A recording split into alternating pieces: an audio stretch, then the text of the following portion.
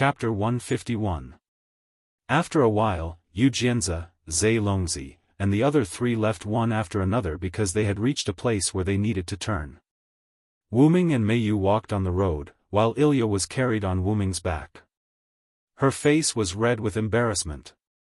Previously, Ilya, who had a weak tolerance, had fainted from Nanao Tortoise Moriyama's words. Wu Ming had no choice but to carry her on his back.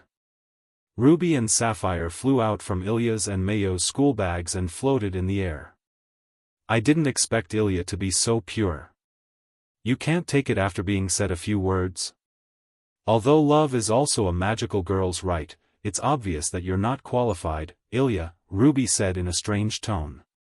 Ugh.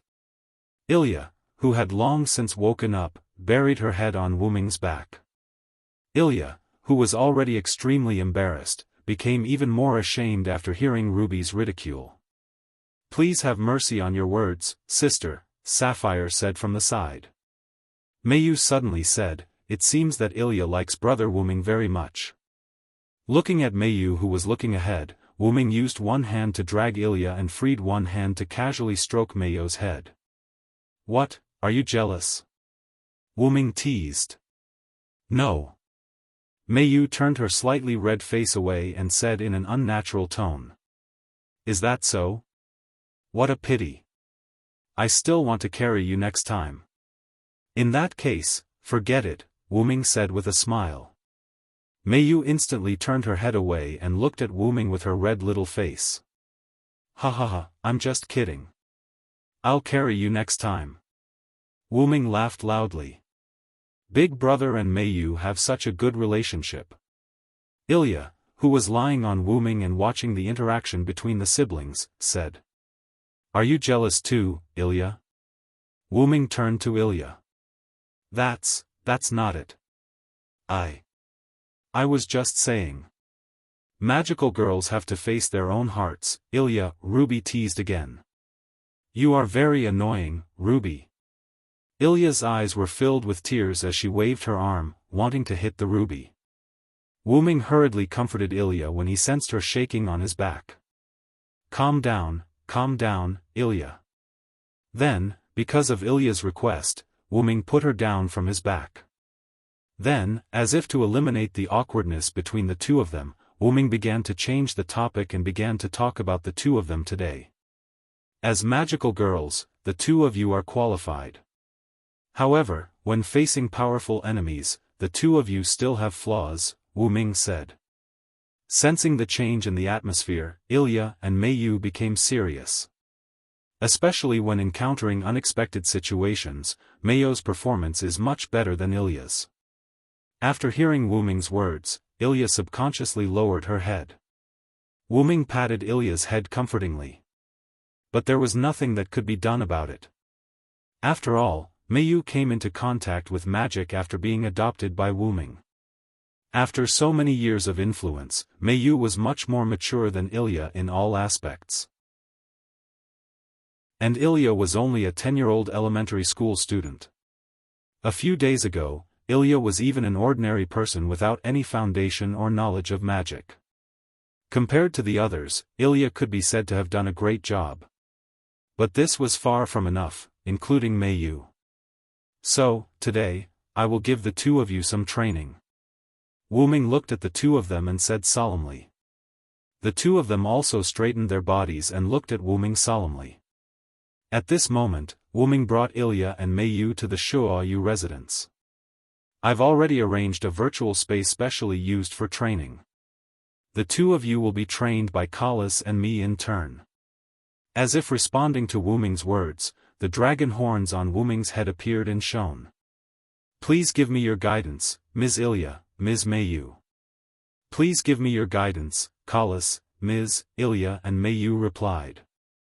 Then, Wu Ming opened the door to the virtual space, and a blue space door full of technological feeling appeared at the side. There's no time to lose. Let's begin. Ilya and Mei Yu walked into the space door, and so did Wu Ming.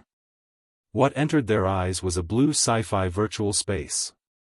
After entering, Wu Ming first changed the background of the space to the wilderness. Then, Wuming had Ilya and Meiyu transform. Then, he began to teach the two of them. Because you have rubies and sapphires, you don't need to worry about the supply of magic power. Thus, what you need to do is to control the precision of the magic power used when releasing magic bullets. Wuming said in all seriousness. Meiyu is a bit better. As for Ilya, a lot of the magic power consumed when releasing magic bullets is dissipated in the air due to her improficiency. Ilya and Meiyu were lost in thought as they recalled. So, you need to control the output of magic power more precisely and use less magic power to release more powerful magic bullets. Take Ling and Luvia for example. If the two of them transform, the magic bullets they release will be much more powerful than yours.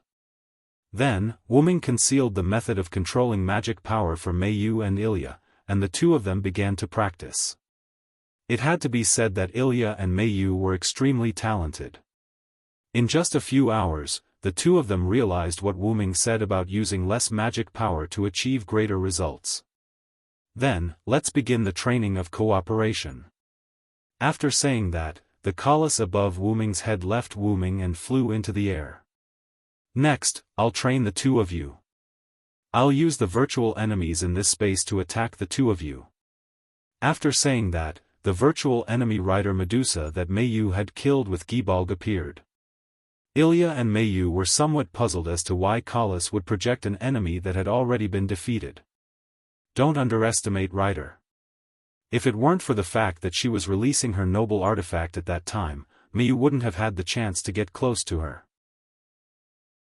Then, as if responding to Wuming's words, Rider Medusa appeared in front of the two of them but did not attack. Then, the two of them instantly acted as if they were facing a great enemy and no longer underestimated each other. Wuming nodded with a smile and left the virtual space. Before leaving, Wuming said to Ilya and Meiyu, "Do your best. I'll make delicious food and wait for you in the outside world." As if receiving a large number of buffs, Ilya and Meiyu summoned their fighting spirit. At this age where one was unwilling to admit defeat, even Meiyu would not surrender to an enemy that she had already defeated. The training began. Wuming walked out of the space. Seeing that it was not too late, he began to prepare the food. Chapter 152. When Wuming was almost done with the meal, Meiyu and Ilya walked out of the virtual space. The two of them were in a sorry state and were panting. Colossus flew to Wuming's head and said, "Master, the training is complete." "Thank you for your hard work, Colossus," Wuming said. Then, Wuming looked at Ilya and Meiyu. "How is it? Do you have any thoughts?" After saying that, Ilya said with a mournful expression, "I don't feel good at all. Why is it that after defeating one enemy, several more will appear, and they're all different enemies? There are even monsters that I've never seen before." Hearing Ilya's complaints, Wuming smiled awkwardly. Then, Wuming quietly asked Colossus, "Didn't you lighten the training, Colossus?" "I set up the limit training according to Miss Ilya and Miss Meiyu's current strength, Master," Colossus said calmly. "That's good too. Sweat more during normal times and bleed less during wartime." Then, Wuming patted Ilya's head and said, "All right, Ilya, hurry up and clean up your body. I've already made delicious food. If you don't eat it, it'll get cold." That's right, that's right. "Ilya, look at Meiyu. Why are you still complaining?" Ruby complained. Ilya looked at Meiyu, who did not complain, and sighed. "Meiyu is really strong. She doesn't miss me at all." Only then did Ilya realize how perfect Meiyu was. Be it mathematics, art, housekeeping, or sports in school, she was perfect. She was a perfect superhuman. Moreover, she was much more mature and stable in combat than her. Ilya could not help but think that if Big Brother did not appear when Saber appeared, not to mention Meiyu, she might. No, she would definitely panic. After hearing Ilya's words, Meiyu shook her head and said, "It's not like that, Ilya. I also envy Ilya. She has an ordinary life and can go to school happily every day. She has friends who care about her. I'm really envious. Seeing Mayu like this, Ilya was at a loss. Then, she reacted and held Mayu's hand. Mayu, you have everything now. You have to be happy. Mayu looked at Ilya's smiling face, then looked at Wu Ming who was smiling at him. The corners of Mayu's mouth curled up, then he nodded heavily. Okay. Alright, the food is really getting cold, Wu Ming said. Big brother's delicious food, I'm coming. Wait. Wait, Ilya. Seeing Ilya pulling the flustered Mayu into the house, Wu Ming helplessly smiled and shook his head. After eating dinner and resting for a while, Wu Ming let Mayu and Ilya go to sleep. After all, you have undergone special training and will have to retrieve your class cards later. It's better to sleep first. Wu Ming said. Because the virtual space set up by Wu Ming could control the time, it looked like Mayu and Ilya had trained for a few hours, but in fact, they had trained for 3 times the time in the outside world. Then, let's first prepare the things to deal with Assassin. Wu Ming said to Kalas. Yes, Master. The large-scale detection magic circle is beginning to be established. After answering, Kalas began to emit light. Kalas was establishing a mobile magic circle that could detect with her as the center. For Assassin, who had her aura blocked, even if she couldn't discover her accurately, she could still detect the general location. As for why they didn't prepare to deal with Berserker, it was because Wu Ming could create Enkidu. Although there was a time limit, Wu Ming's magic supply was enough to support killing Berserker. Soon, it was close to dawn. Wu Ming woke Mayu and Ilya up. After the two were awake for a moment, Wu Ming directly opened the teleportation door. Wu Ming brought the two to a forest outside Winterwood City. As soon as they walked out of the teleportation door, Wu Ming heard a complaint. Seriously, you guys are too slow. Did you calculate the time? Rin Dosaka said. How rude of us to make the ladies wait, Luvia also said. Well, even if we came early, we could only wait. Besides, Ilya and Mayu have undergone a qualitative change. Wu Ming said with a smile. Is that so? To be able to be trained by you, I think Ilya and Mayu shouldn't be weak now. Luvia said. Then, in the early morning, Kalas, Ruby, and Sapphire activated the teleportation magic circle. In an instant, they disappeared from where they stood. World connection complete, Kalas said. They appeared in the mirror world. Looking at the dark, empty forest, Rin Enbin said, no enemies? What's going on? Wu Ming frowned.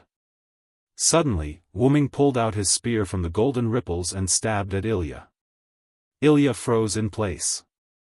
It was obvious that she hadn't reacted yet. Wait. What are you doing? Rin Dosaka and Luvia exclaimed. Bam!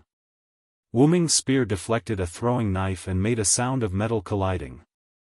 The knife flashing with purple light fell to the ground. Wu Ming frowned and said, poison? Then, Wu Ming swung his spear and looked around. He said to Ilya and the others, be careful, it's Assassin this time. Rin Dosaka and Luvia, who had just calmed down, panicked again. After all, an invisible enemy was the scariest. Mayu patted Ilya's back and comforted her, are you okay, Ilya? Ilya finally reacted and looked at the knife on the ground with lingering fear. She shook her head and said, I'm fine. Then, Ilya looked at Wu Ming who was looking around with a serious expression. Big brother, after all, it was a class card incarnation without intelligence. Wearing black clothes and a skull mask, Assassin walked out of the forest. Wait! What's going on? Rin Dosaka couldn't help but shout. Assassins kept walking out of the forest, one after another. Clones? Wu Ming immediately determined the abnormality in the number of opponents.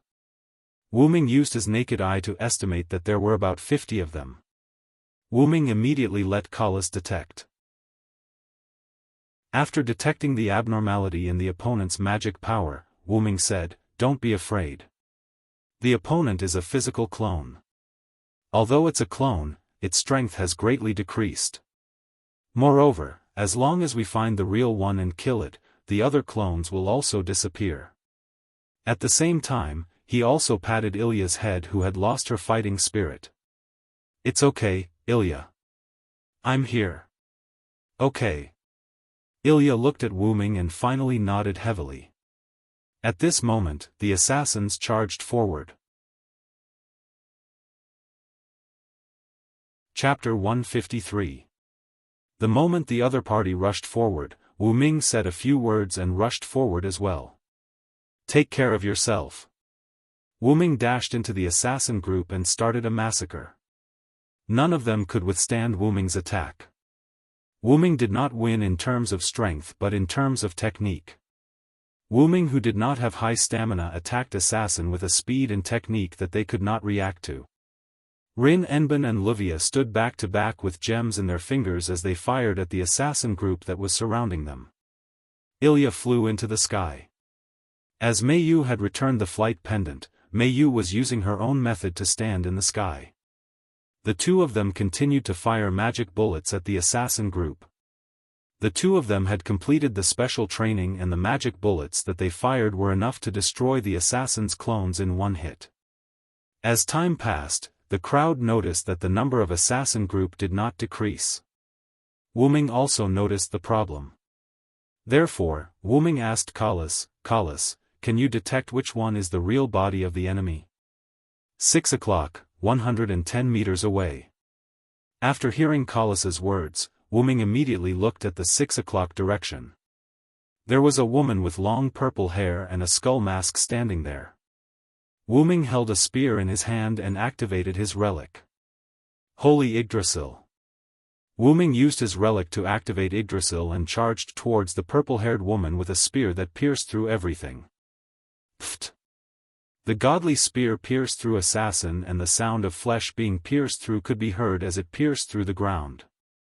It was as if the pause button had been pressed as the other assassin stopped moving. The assassin that was pierced through by Wu Ming's relic turned into a card and the other assassin clones disappeared. Wu Ming extended his hand and Yggdrasil returned to his hand. Wu Ming walked up to the assassin card and picked it up. Then, Wu Ming turned to the others. "Let's go." Rin and Osaka and the others were dumbfounded. After leaving the mirror world, Wu Ming still used the old method of rock-paper-scissors. In the end, Mei Yu defeated Ilya in 2 out of 3 rounds and obtained the right to keep this assassin card. "Since there's only one card left, let's take a break," Wu Ming said. Since Wu Ming had taken back the more difficult saber and assassin cards, Wu Ming still had some influence, so Rin Enbin and Luvia didn't say anything. After all, Zelik had given them 2 weeks, and 1 week had not passed yet. Actually, Wu Ming had another idea for letting Mei Yu and Ilya rest. The mirror world would continue to shrink as the profession cards were taken back. Now that there was only one profession card left, its mirror world would definitely not be large. Most importantly, the last class card was a Berserker class card. Silent Wonder didn't have the confidence to bring Ilya and the others to retrieve the Berserker class card when even Saber's team could be wiped out. Even if Mei Yu and Ilya had accepted and completed the special training, Wu Ming didn't dare to be careless. Moreover, Wu Ming had a special feeling. It was like a natural enemy, just like the black mud that Julian used before.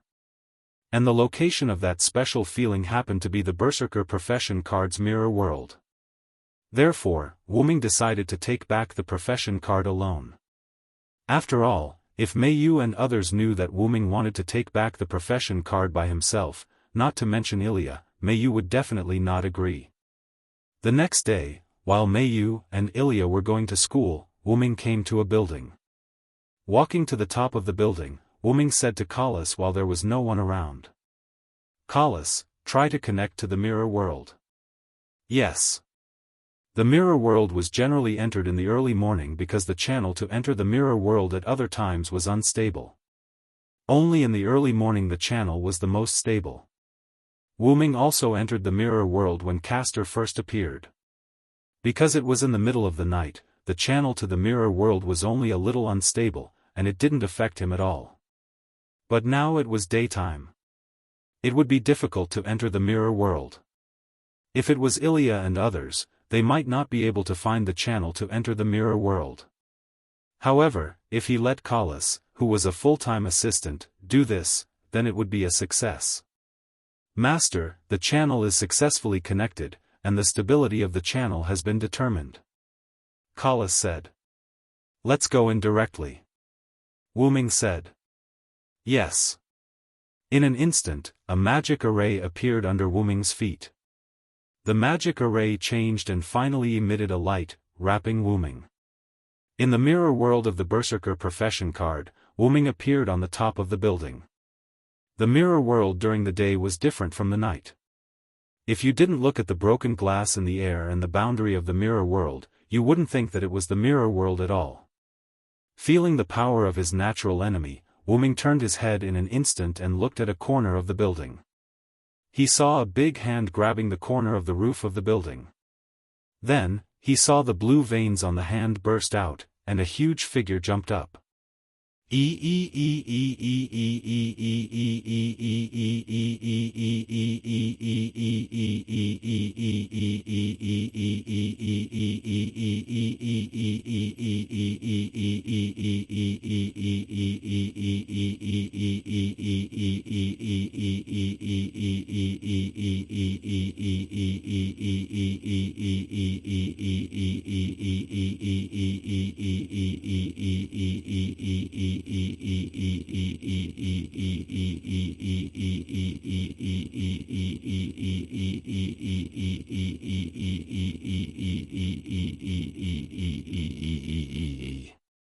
Wu Ming looked at the huge body in front of him.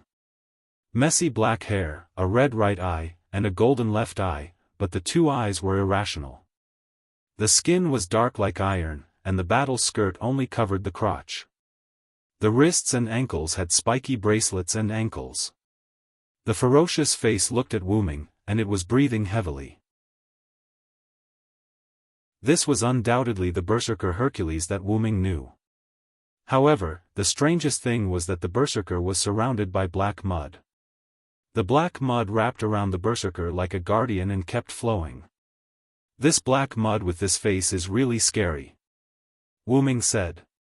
BZZT BZZT BZZT. Berserker roared and charged at Wu Ming. Wu Ming waved his arm, and a golden ripple appeared behind him. A large number of silver chains appeared in the ripple and rushed to Berserker.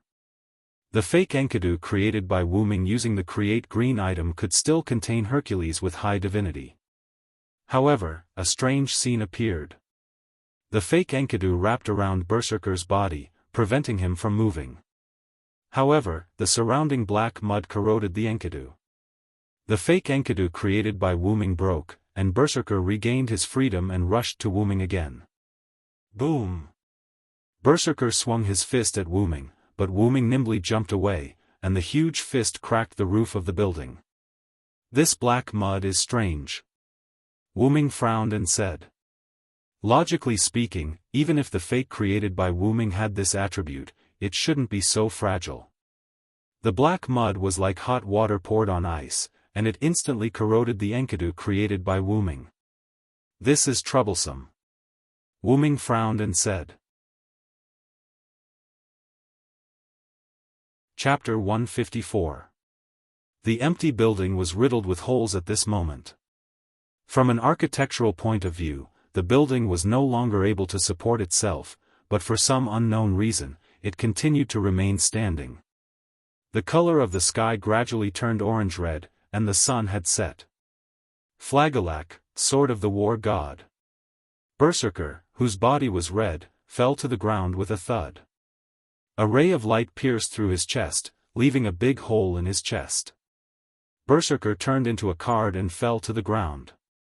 Wu Ming stood not far from Berserker and breathed a long sigh of relief. On the ground in front of him was a ruined stone ball that was emitting black smoke. Sure enough, facing the resurrected Berserker, backlight sword will determine that the opponent is using his trump card. Wu Ming said.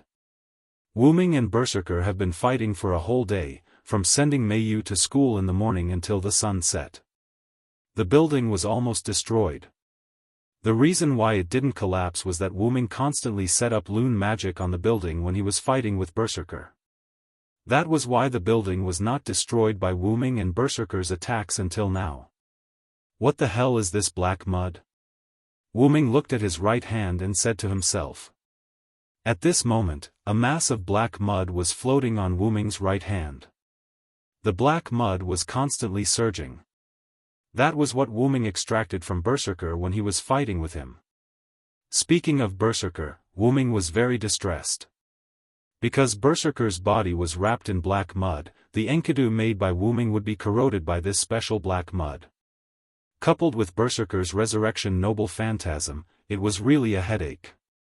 After Wu Ming killed Berserker's rank card user, he gave the rank card to Kalas for analysis. Naturally, he knew that Berserker had 12 lives, and he would be resistant to weapons or attacks that killed him. That was why Wu Ming said it was troublesome. Wu Ming did not try to use his noble phantasm to test the corrosion of the black mud. Instead, he used Create Great Item to create some noble phantasm that could last for a while. Wu Ming used all the relics that he knew that could kill Berserker. This included Yggdrasil, Meteor Silver Meteor, Gibalg, Excalibur, Caladbalg, Aroundite, Excalibur, Caladbalg, Wu Ming's noble phantasm, Excalibur, Caladbalg, Aroundite, Excalibur, Excalibur, Caladbalg, Excalibur, Excalibur, Excalibur, Caladbalg, Unbreakable Lake, Excalibur, Excalibur, Excalibur, Excalibur Gallatin, and all the other noble phantasms that Wu Ming was familiar with, including Wu Ming's own noble phantasm, Heaven Age. Wu Ming made these fake noble phantasms. Although the noble phantasms would break after releasing them, there was no doubt that these noble phantasms consumed one of Berserker's life. In addition, Wu Ming used noble phantasms Enchanted God's Seal and the Nameless Spellbook to kill Berserker 11 times. In the end, Wu Ming used the backlight sword, Flagelak, and successfully killed it 12 times. If it's Ilya and the others, they probably won't be able to defeat this monster. Wu Ming said. Of course, if there was no miracle. Wu Ming picked up Berserker's class card on the ground and said to Kalas, "Let's go, Kalas." "Yes, master." Then, Wu Ming left the shattered mirror world. In the real world, Shuo Suki's residence. Mei Yu and Ilya, who was worried about Wu Ming, sat together in the house with a worried expression. Ilya. Mei Yu. What happened? Rin Enbin and Luvia arrived at the entrance of Shuo Suki's residence and shouted. Ah! Sister Rin and Sister Luvia are here. Ilya immediately stood up and went to greet the two. As soon as we heard that something had happened, this monkey and I rushed over. What happened? Although Rin Enbin was a little angry at Luvia's way of addressing them, he endured it. Yeah, what happened? Why did you call us over in such a hurry? Rin Enbin said. That big brother is missing. Ilya said worriedly. Missing? Rin Enbin and Luvia were confused. Although the two were curious about Wu Ming's whereabouts, they didn't think that he was in any danger. After all, Wu Ming was someone who could take Saber's attack head-on and even defeat her. Anyway, don't worry. I believe that with Wu Ming's strength, he'll be fine. Rin Enbin comforted them. That's right. Mei Yu, don't worry. Wu Ming must be delayed by something. Luvia also comforted Mei Yu. At this moment, Wu Ming walked into Shuo Suki's residence. Huh? Why is everyone here? Wu Ming was confused. Then, Wu Ming saw that the sun was about to set and realized something. Wu Ming and Berserker fought for an entire day. Not to mention that Mei Yu didn't see Wu Ming after school, Wu Ming only came back now. He had been missing for too long. That. Wu Ming wanted to say something apologetically, but Mei Yu's next action interrupted him. Meiyu hugged Wuming tightly. Rin, Enbin and Luvia didn't say anything. Ilya looked at Meiyu worriedly. Brother Wuming, don't leave me. Meiyu choked. Meiyu had never cried before. Meiyu had always been strong. This was the first time Wuming saw Meiyu cry. Wuming's face softened. He looked at Meiyu gently and patted Meiyu's head.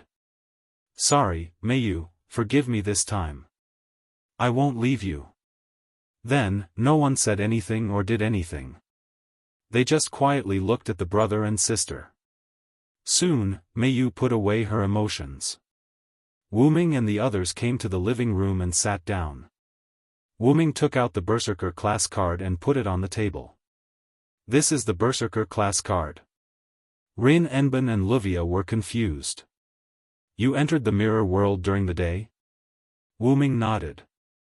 Kalas has the ability to enter the mirror world during the day. I knew that Berserker wasn't someone you could deal with, so I entered Berserker's mirror world alone. Rin, Enbin nodded in agreement. After all, Silent Wonder had admitted that he had fought with Berserker for an entire day. If Silent Wonder, who had easily defeated Saber, was troubled by Berserker, the result would be obvious if Rin, Enbin and the others were to retrieve Berserker's class card. Brother Wuming, are you hurt? Meiyu looked at Wuming cautiously. Wuming smiled and patted Meiyu's head. Although the process was a bit difficult, I was not hurt. Besides, I am a servant. If I am injured, I can naturally recover by replenishing my mana. Brother Wuming, I will help Brother Wuming when he is injured. Meiyu said firmly. Wuming was stunned for a moment, then he remembered that he didn't seem to have told Meiyu how to replenish a magician's mana. I can do it too. I can also help Big Brother if he lacks mana. Rin, Enbin and Luvia looked at Wuming as if they were looking at a scumbag. Scumbag, you won't even let go of a primary school student. Scumbag, you won't even let go of your own sister. Wuming helplessly touched his forehead and sighed. Please let me explain.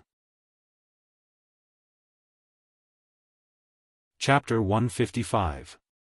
After Rin and Osaka and Luvia secretly told Ilya and Meiyu about Magician's mana replenishment, the two little Lolas blushed like a monkey's butt. No.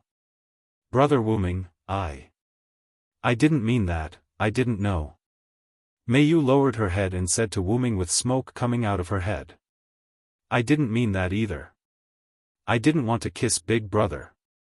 Ilya was even more thorough and shouted with a red face. Everyone looked at Ilya in surprise, and she instantly lowered her head and stopped talking. Seeing Rin and Osaka and Luvia who were about to punch him, Wuming quickly changed the topic. Cough. Currently, the 7 job grade cards have been collected, and there's something I have to tell you. Wuming pretended to be serious, but the effect was good, and the 4 of them returned to their previous expressions. Wuming picked up the Berserker job grade card on the table, and said to them, I have to leave for a while, and I need you to help me take care of Meiyu in exchange for this job grade card. After all, Meiyu was still a 10-year-old child in elementary school, and even if Meiyu had the ability to take care of herself, Wuming was still worried. What? They were all confused. Ilya didn't understand why Wuming wanted to leave when all the job grade cards were collected. Meiyu, on the other hand, couldn't accept Wuming's sudden departure. Rin and Osaka and Luvia looked at each other, and then asked, although you're the one who collected this job grade card, and you can make conditions, you have to tell us how long you're going to be away. After all, the Great Master only gave us 2 weeks, and there's about a week left. I'm not sure how long exactly, but I'll be back as soon as possible. As for the issue of time, I'll personally tell Zelik to extend the time for you to collect the job grade cards, Wuming said. Since he said so, Rin and Osaka and Luvia had no other choice. Alright then. Rin, Enbin and Luvia agreed. After that, Wuming handed the Berserker class card to the 2 of them. Rin and Osaka asked, you don't need to sign a compulsory essay contest? Self-compulsory essay was a magic contract that restricted both parties when there was an agreement between the magicians. After all, Wuming, Rin and Osaka, and Luvia had only known each other for less than a week. Logically speaking, every magician would have to sign a compulsory essay form before working with another magician. Wuming smiled. I believe you. Although Wuming hadn't known Rin Enbin and Luvia for long, he had inherited some of Skaha's ability to judge people. Rin Enbin and Luvia were both upright magicians, unlike the usual treacherous and sly people. In addition, with their relationship with Ilya, Mayu, and Mayu, Wuming didn't need to worry about leaving Rin Enbin and Mayu to them. Rin Enbin and Luvia exchanged glances and smiled. Then, Luvia said, in that case, let's let Mayu stay at my house.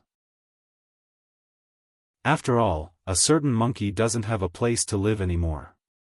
Oh, Luvia laughed like a queen again. Rin Enbin tried his best to suppress the urge to beat someone up. With a sad face, he asked Mayu, what do you think, Mayu? Okay. Mayu nodded. Actually, it didn't matter who took care of Mayu. It didn't matter at all. Then let's do it this way, Wuming said. Then, Wuming looked at Mayu. Mayu, Big Brother will only leave for a short while. It won't be long. I know, Brother Wuming. I will wait for you to pick me up at Sister Luvia's house, Mayu said firmly. Big Brother, I will also take care of Mayu. When you come back, Mayu will definitely be healthy. Ilya raised her small hand and said. Ilya, I'm afraid you can't even take care of yourself, let alone take care of Mayu. Ruby ridiculed from the side. Ruby, shut up. Ilya grabbed the Ruby with a red face. Looking at this pair of enemies, everyone laughed. At night, after eating dinner, Wuming sent off the others, including Mayu, who was about to move into Luvia's house. At this moment, the Shuoyu residence was already empty. Wuming moved his fingers a few times and set up a few boundaries. There were permanent boundaries such as idle person dispelling, automatic cleaning, and so on. Looking at the completed boundaries, Wuming nodded with satisfaction. It's time to go. After saying that, Wuming's body transformed and turned into a class card. The class card Ruta could move on its own and flew out of the Shuoyu residence in a certain direction. In the Shape Moon world, inside the origin, a huge dragon silhouette was sleeping.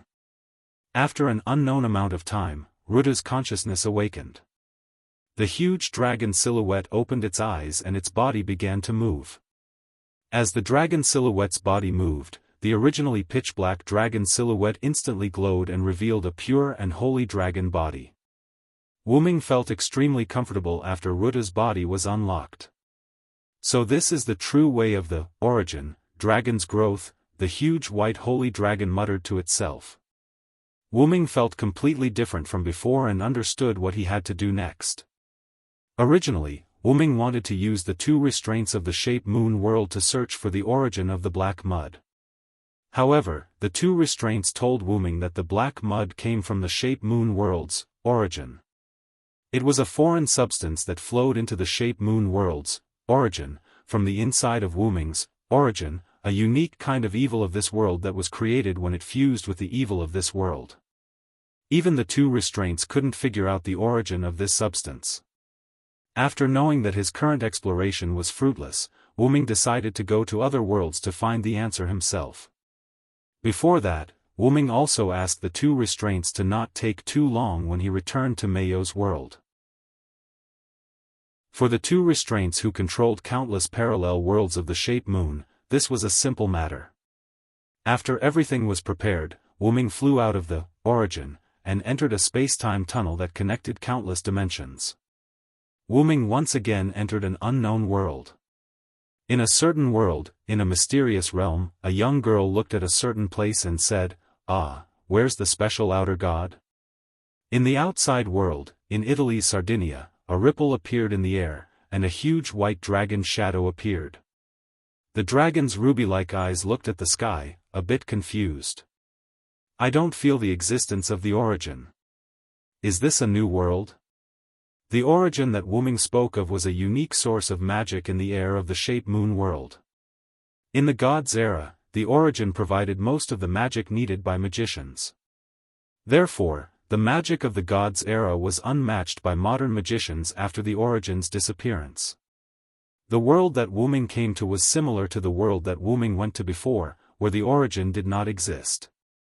Therefore, Wu Ming concluded that there was nothing unknown in this world.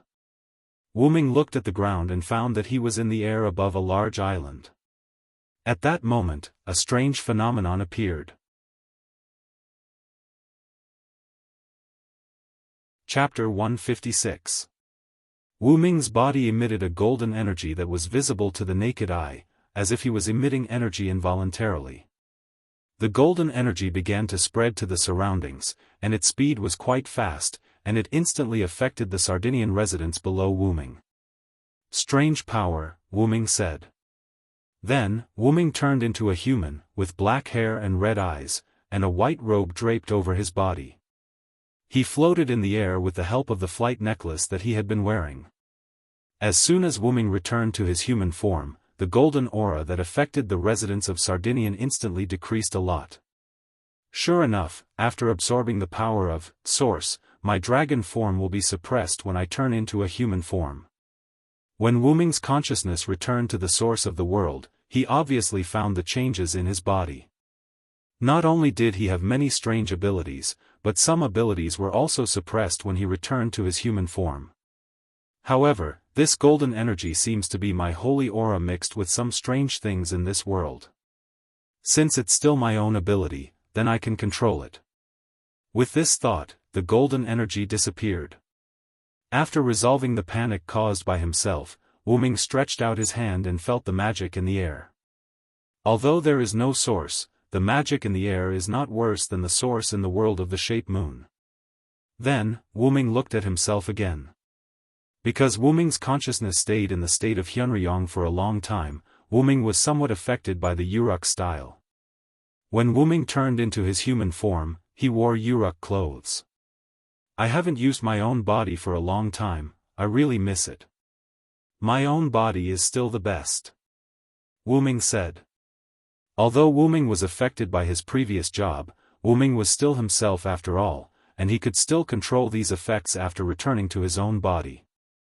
Moreover, because of the absorption of the power of Source, Wu Ming overcame the defects of being the root dragon that could not be born in his hometown. At this moment, Wu Ming could be considered a perfect creature. Although Wu Ming was somewhat affected by this world after coming to this time, it did not affect Wu Ming's foundation. It was as if the power of this world was guiding Wu Ming's holy aura and strengthening it. But in essence, it was still Wu Ming's power, which was why Wu Ming was able to take back the golden energy. Wu Ming then looked at the island below him. "I have to figure out what this place is first," Wu Ming said and flew to the ground. Somewhere in Sardinia, Wu Ming was wearing casual clothes and walking on the street. After asking around, Wu Ming found out that they were in Sardinia, Italy. Looks like this is also a hidden and mysterious world. Wu Ming felt the existence of magic from certain places and people, but other than that, it was just like an ordinary world. Walking casually, Wu Ming looked at the foreign streets. Suddenly, Wu Ming saw a purple-haired young man, and the young man was also looking at Wu Ming. Wu Ming narrowed his eyes. He could feel that the young man in front of him had a huge amount of magic in his body, and he did not look like an ordinary magician at all. The young man smiled at Wu Ming and then left. The other party's existence is somewhat similar to a servant, Wu Ming judged. Then, Wu Ming shook his head. Sure enough, I have to find a magician to ask about the situation of this world. Then, Wu Ming also walked in another direction. Suddenly, a pedestrian next to Wu Ming asked Wu Ming, "Sorry to disturb you." Wu Ming turned to look at the person. Black hair, blue and white coat, black pants, a good-looking oriental face reflected in Wu Ming's eyes. The other party was holding a slate in his hand, which was full of magic. Obviously, it was a magic book. Wu Ming, who has rich knowledge, could clearly see that the other party was using Japanese English. After judging that the other party was Japanese, Wu Ming directly asked in Japanese, what's the matter? The other party was obviously stunned for a moment, and then said in Japanese, "Great, I didn't expect Mr. Wuming to speak Japanese. My name is Kusanagi Defender, I want to ask for directions." Wuming immediately said, "I'm sorry, Mr. Kusanagi, I'm not a local, if you want to ask for directions, I can't help." Kusanagi Defender was stunned for a moment, and then said, "Ah. That's it, then I'm sorry to disturb you, goodbye." "Goodbye." Wuming and Kusanagi Defender returned the greeting to each other. Just when Wuming was about to turn and leave, a female voice came. "You over there, give me the magic book in your hand." Wuming and Kusanagi Defender looked at the source of the voice at the same time. A beautiful woman was reflected in Wuming's eyes. She had long blonde wavy hair, a red dress, white stockings, and red high heels. She held a knife in her hand and pointed it at Wuming and Kusanagi Defender. "He's looking for you."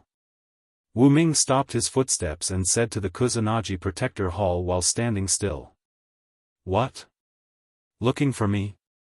Kusanagi Defender said in a panic. "My name is Erica, Erica Brantley. The one next to you is right. It's you, the one with the grimoire." The girl who called herself Erica was still pointing her knife at them. Wait, what magic book? I don't know what you're talking about." Kusanagi Defender was puzzled. At this moment, Wuming suddenly looked somewhere. Wuming's sudden turn also made Kusanagi Defender and Erica look in the same direction. A huge beast shadow arched up from the ground in an instant, and everything it touched was shattered. It was a huge red-eyed wild boar. "That's a divine beast," Erica said with a frown. Then, Erica said to Wuming and Kusanagi Defender, "Hurry up and take shelter." With that, Erica dashed onto the roof of a car in one swift step. "Yali Anna," Erica said to the maid who was driving the car in the car. "Yes, Miss Erica." Yali Anna started the car in an instant, and ran with Erica toward the huge wild boar. "What the hell is going on?" the Kusanagi Protector said to himself calmly. Wuming smiled, and then said, "You don't need to know this, you'd better take shelter." After that, Wuming strode in the direction of the wild boar. "Hey! Let's take shelter together," Kusanagi Defender said worriedly. Wuming was a little surprised. Wuming did not expect this guy to be so calm. "You should go by yourself, I don't want to miss a guy who seems to know a lot of things."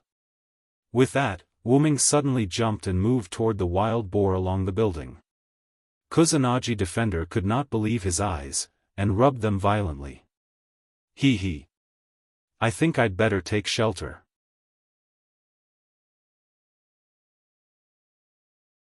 Chapter 157.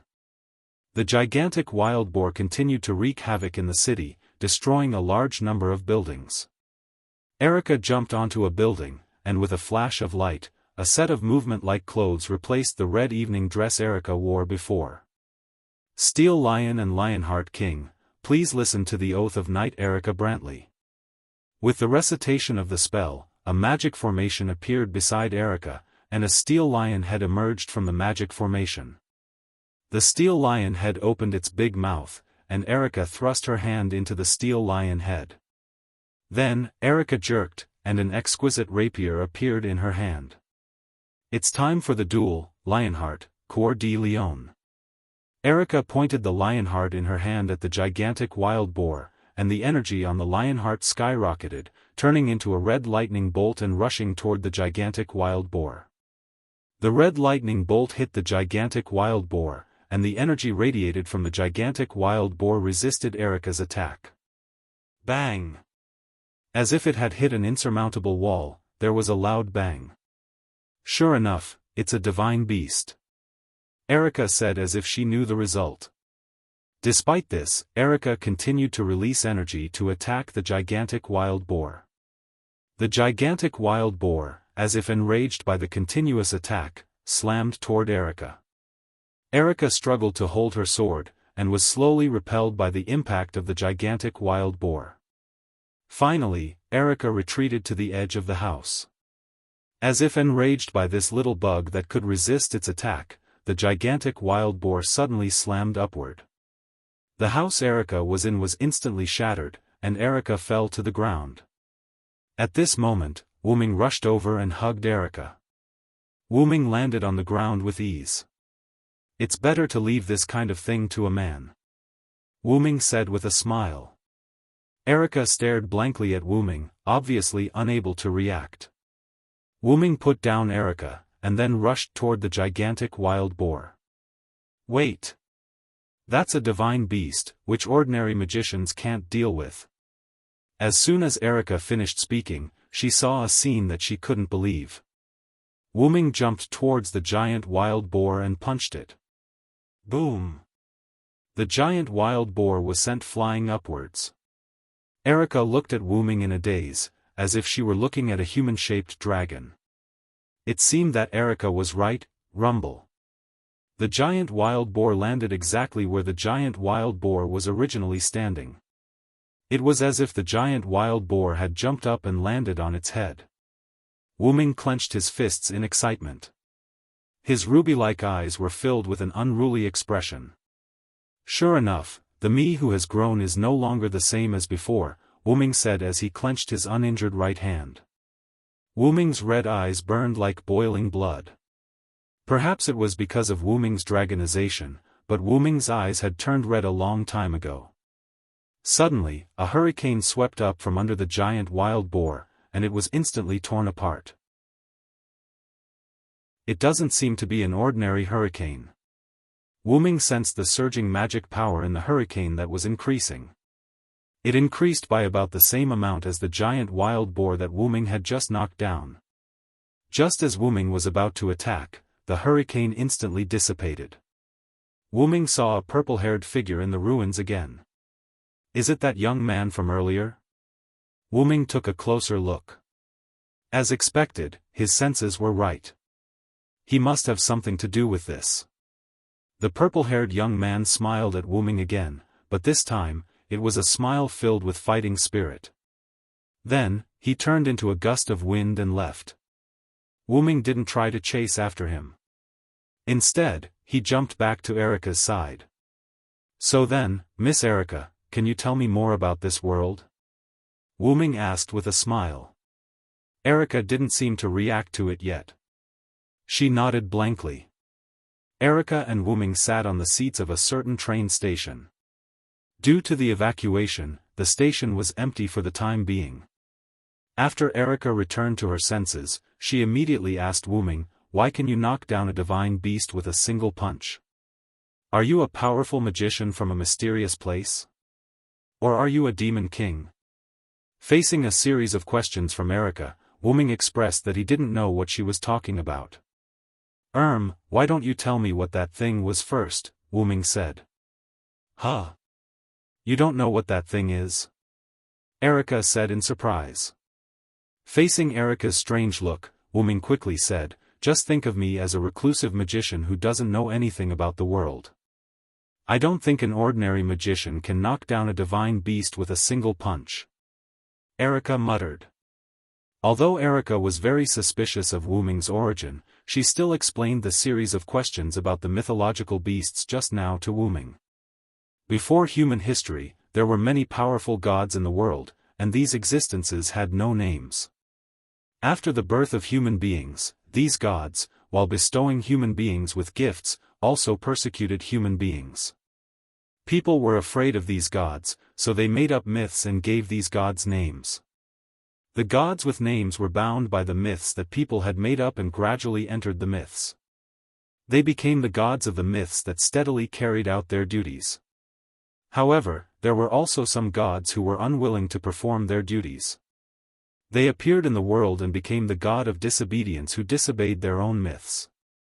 For the damage caused by the god of disobedience, ordinary people who didn't know magic would only be told that it was a natural disaster.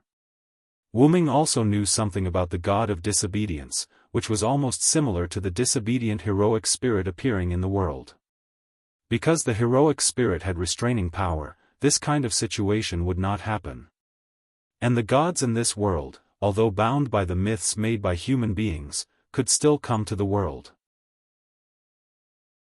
Erica then told Wuming why they should fight against the god of disobedience. Different god of disobedience had different dangers. For example, the appearance of Poseidon would cause tsunamis, the appearance of the sun god would burn the earth, and the appearance of the god of war would cause wars. After learning that the appearance of the gods would cause various problems, Wuming had a clue about the problems caused by his arrival in this world. Am I judged as the god of disobedience by this world? Later, Wuming asked, so, how did human beings survive? That's right, since the gods frequently appeared as the god of disobedience, how did human beings survive? Erica looked at Wuming with a more surprised look, as if she was asking if he was from this world. However, since Wuming was her savior, Erica continued to educate Wuming. Human beings were a kind of existence that could cause miracles. In this world, there were currently 6 gods who killed the god of disobedience for various reasons. They were called Campoin, that is, the god slayers. The god slayers killed the god of disobedience and obtained the divine power of the god of disobedience killed, that is, authority. The god slayers who killed the god of disobedience who harmed human beings were also called Demon King, because of various problems. The god slayers sheltered human beings, destroyed the god of disobedience, and accepted the service of human beings. And just now, the giant wild boar and the hurricane that destroyed the wild boar were the incarnations of a certain god.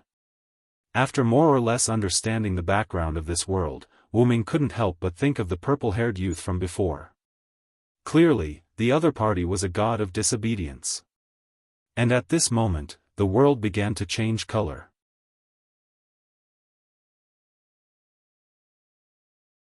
Chapter 158. The sky was instantly filled with dark clouds, and the ground was filled with smoke. It began to rain like a storm. Thump, thump, thump. The ground shook. It was the sound of a giant creature moving step by step. Wuming and Erica looked toward the source of the sound. In the distance, the figure of a giant appeared. The giant's body was several hundred meters tall, and part of the giant's body was covered in a grayish-black ancient armor. The exposed skin and muscles were knotted together, making it seem particularly powerful. The giant's long white beard blocked the giant's nose and mouth, and its 2 white eyes, which seemed to have no sense of reason, hung in the sky like 2 huge copper bells. That's... Erica exploded. She used magic to change into battle clothes and ran toward the giant. Wuming shook his head helplessly and followed. Stay a moment, God, cried Erica from behind the giant. Hearing someone calling him, the giant stopped and turned his head to look at the human who had stopped him. Human, how dare you stand in the path of a god? How bold of you, the giant questioned Erica with a thunderous voice. God, you must be the king of Sardinia, Mekhl, who is worshipped by the Phoenicians, Erica said. Mekhl was surprised. He said happily, yes, I am Mekhl. I didn't expect someone to remember my name. How surprising. King Mekhl, please stop, or Sardinia will be destroyed. Erica continued to persuade him. Human, you know my name, but that doesn't mean you can stop me. Since you know my name, I won't hold you accountable. Then, a bolt of lightning struck Mekhl. Boom! A pair of goat eyes vaguely appeared in the cloudy sky, looking at Mekhl. Mekhl blocked the lightning with his arm. Seems like I have to speed up. With that, Mekhl left. Just as Erica was about to chase after him, a hand pressed down on her shoulder. Okay, didn't I tell you? Leave this to us men. Erica turned around, only to see Wuming's ruby eyes. In short, leave everything to me. After saying that, Wuming walked in the direction that Mekhl had left. If it's him, maybe. Erica thought. Erica shook her head and ran in the direction Mekhl had left. The storm continued to fall, lightning flashed around, and thunder rumbled. Wuming ran in the direction where Mirka left and soon saw Mirka stop. In front of Mekr, the purple-haired youth that Wu Ming had met twice before was floating in front of him. You're willing to fight me even though you haven't gathered all your avatars. That's a good fight, Wells Lana, Mekr said. The purple-haired youth, Wells Lana, smiled faintly and said, I am the undefeated war god, an existence that seeks only one defeat. And now, there are not only two gods like us, King Mekr. It seems that I'm blind. I didn't expect another one of my kind to hide like a human. Mekr immediately turned to look at Wu Ming. I'm sorry, I'm not a god. I'm just a traveler who has been to many places, Wu Ming replied calmly. At this moment, Wu Ming already knew why Mekr thought that he was one of their kind, the god of disobedience. Wu Ming's origin dragon bloodline had been strengthened. As a origin dragon that could freely travel through all worlds, it could be said that every time Wu Ming went to a world, the world would give him a new identity. In addition, Wu Ming had a relationship with King Arthur, the hero king, and others. Therefore, Wu Ming was automatically judged as a mythical existence by this world, the god of disobedience. Now, Wu Ming was like a stone thrown into a calm lake, completely disrupting the development and change of this world. I wonder if there are any legends about me in this world, Wu Ming thought. You don't have to be humble, my fellow. However, although you're also a god, you can't interfere with my battle with Wells Lana, Mekr said. I don't have any objections. I'm only after failure. Even if it's 1 against 2, I'm confident, Wells Lana said arrogantly. You dare to say that, army god? Mekr mocked. Don't bother. Wu Ming said, both of you, just go ahead. As soon as he said that, Mekr and Wells Lana's expressions changed. Even if you're one of our kind, you can't say that. You're really arrogant, unknown god. Mekr and Wells Lana were a little angry, but Wu Ming was indeed confident. One had to know that Wu Ming had a relic that could deal with gods. Xiao En, can I do it now? Wu Ming asked in his heart. No problem, Master Wu Ming. Enkidu's gentle voice was heard. That was right. Ever since Wu Ming came to this world, Wu Ming realized that Enkidu had awakened. It seemed that because Wu Ming was absorbing power from his roots, Enkidu had also benefited from it. At that moment, Enkidu had completely broken free from the chains that connected heaven and earth and had become Wu Ming's exclusive relic. It was bound to Wu Ming's soul. Then, let's begin, Mekr. Wells Lana. In an instant, a large number of golden ripples appeared behind Wu Ming, and within the golden ripples, a few golden chains appeared. The chains rushed towards Mekr and Wells Lana. As Mekr's body was not agile and he was careless, he was instantly bound by the golden chains. Wells Lana felt that something was wrong and quickly used one of his clones, the Phoenix, to escape. It's just a chain. Let's see if I can break free from it. Mekr roared. However, no matter how hard Mekr tried, he could not break free from the chains that bound him. Could it be a relic?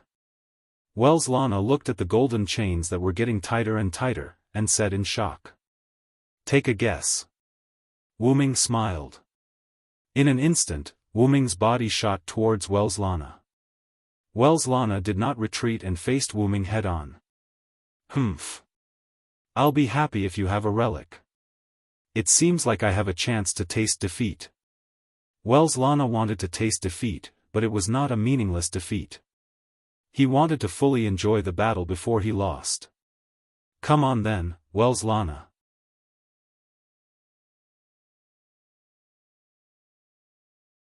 Chapter 159.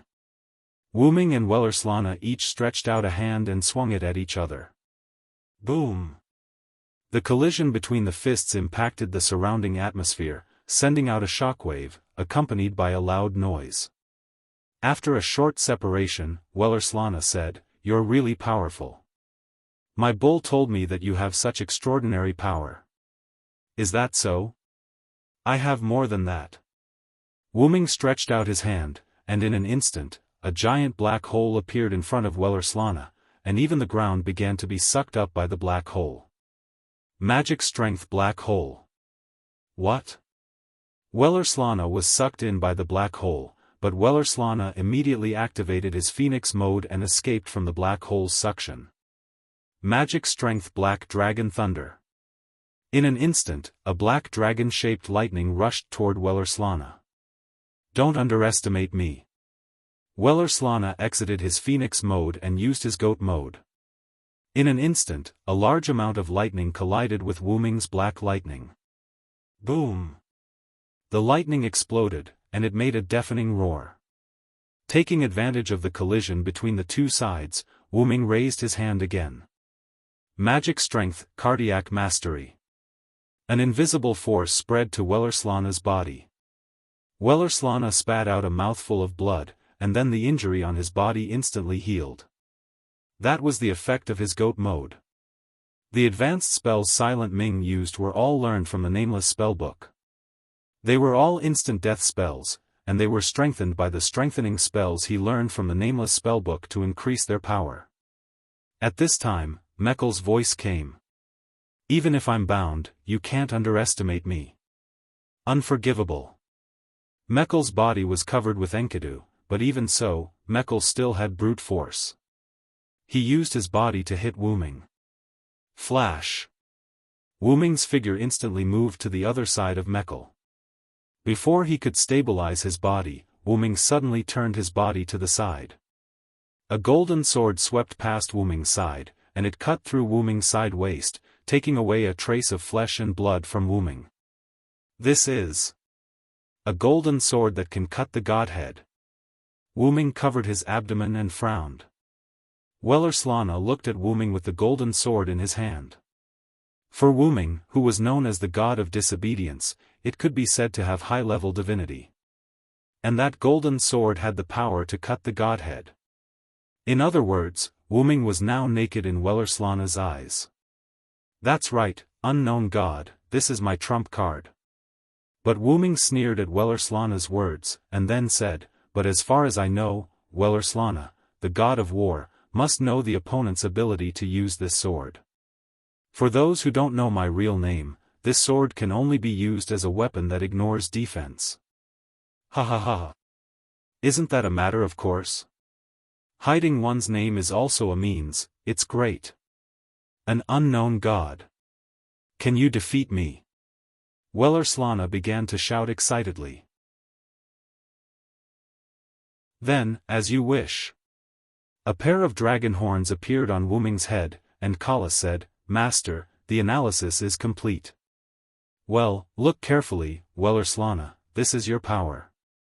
Create green item, advanced item creation. As the spell was recited, a golden sword appeared in Wuming's hand. This is. How is this possible? Wellerslana was in disbelief. That's right, Wellerslana, this is your golden sword that cut the godhead. Kalas, who had a wealth of knowledge, after knowing the real names of Meckel and Wellerslana, she began to infuse the knowledge of those two into Wuming's mind. After all, only by knowing yourself and your enemy can you win 100 battles. Originally, Wuming, who didn't have the feeling, couldn't create the golden sword with create great item. However, Wellerslana used the golden sword to cut Wuming, and Wuming perceived the structure of this weapon. As the masterpiece of the gemstone master, Kalas was a completely support-type magic attire, and had even turned into a silent noble artifact. It was completely possible to analyze the ability of the golden sword of Wellerslana. With all the buffs, and with the knowledge of this sword in Wuming's mind, Wuming successfully created Wellerslana's golden sword that cut the godhead. It's useless. Even if you created my sword, it's still a fake. Wellerslana said. Is that so? Then give it a try, Wellerslana. Wuming waved his hand forward, and several similar golden swords appeared beside Wuming. Wellerslana, as the undefeated god of war, you have 10 incarnations, strong wind, bull, white horse, camel, wild boar, youth, phoenix, ram, goat, and human warrior with a golden sword. The golden sword began to split, and more golden swords appeared. Legend has it that Wellerslana is also the guardian of the god of light, Mitra. Mitra is the incarnation of the sun, so Wellerslana is also related to the sun. Your name is Wellerslana, and you are also the god of conquest who is closely related to Hercules. Soon, a large number of golden swords appeared around Wellerslana, and the entire sky turned into a golden sword territory. At this moment, Wellerslana was trapped in the golden sword territory and could not escape. In West Asia, you are known as the guardian of light, and you have the same origin as Indra, the thunder emperor of India. You once appeared in Avesta as an eagle and were described as the symbol of royalty. Wellerslana is not only the god of victory, but also the guardian of royalty and the people. Therefore, the golden swords were all pointed at Wellerslana. Wellerslana is only your Greek name, and your real name is Bahram. Therefore, the golden sword stabbed at Wellerslana. Pucci Pucci Pucci, Wellerslana was pierced by a large number of golden swords, but he was still smiling. Is this the feeling of being defeated? It's not bad. Wellerslana smiled. I will come for you next time. You can't be defeated by others before I am resurrected, unknown god. Wellerslana disappeared with a satisfied expression. All the golden swords shattered, and the golden sword territory disappeared, turning into the storm again. Wuming looked at Mekl who was standing at the side.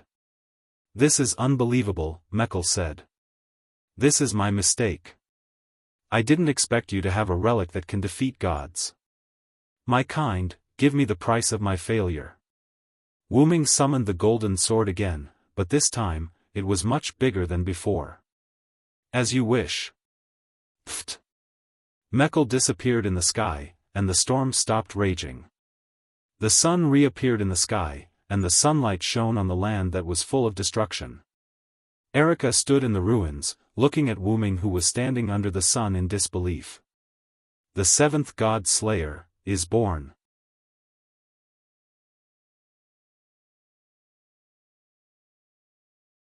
Chapter 160.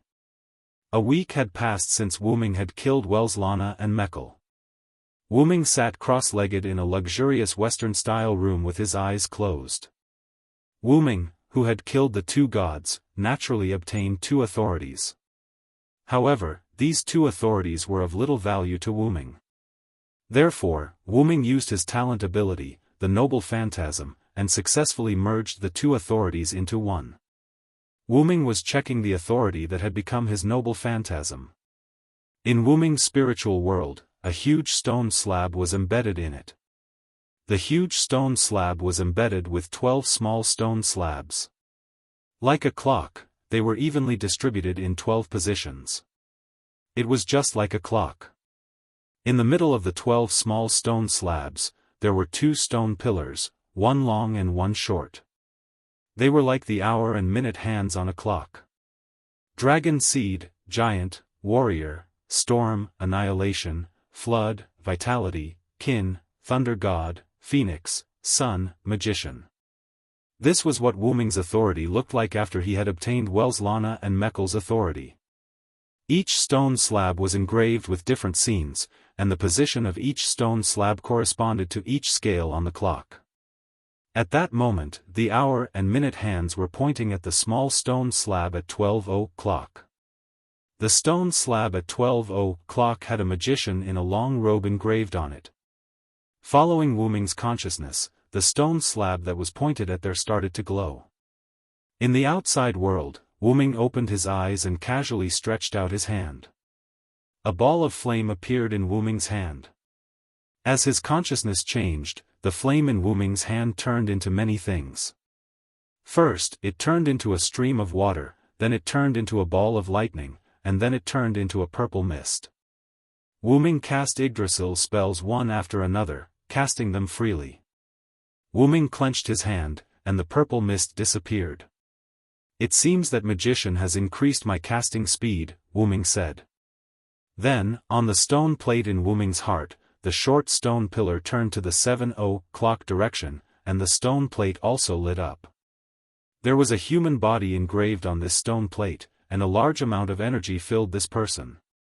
In an instant, Wuming felt a surge of vitality gushing out of his body. Wuming's mana, spirit, stamina, life force, and all his other attributes had been boosted. At this moment, Wuming felt like he wouldn't die even if his heart was dug out. Is this vitality?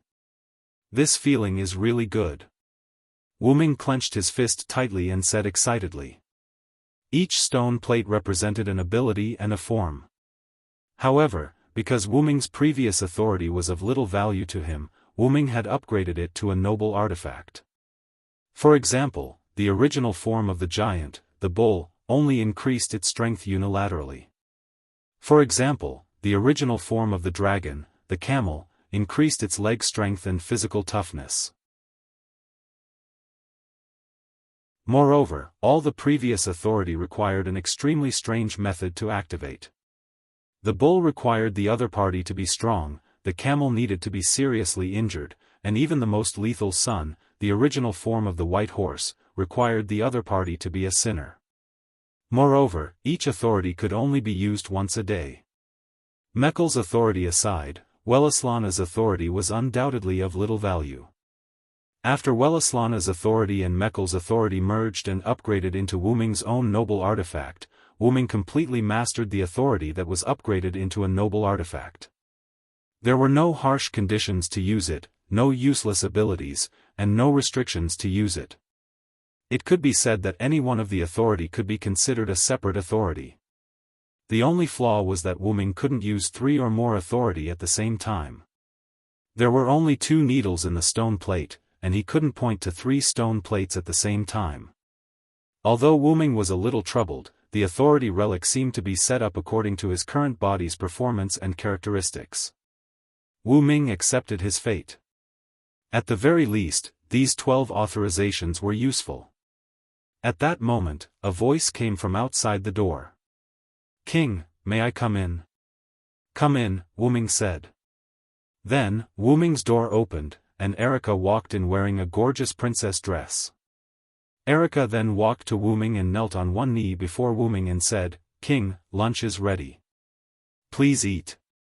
Wuming looked at the beautiful girl who called him king when they just met and recalled what happened yesterday.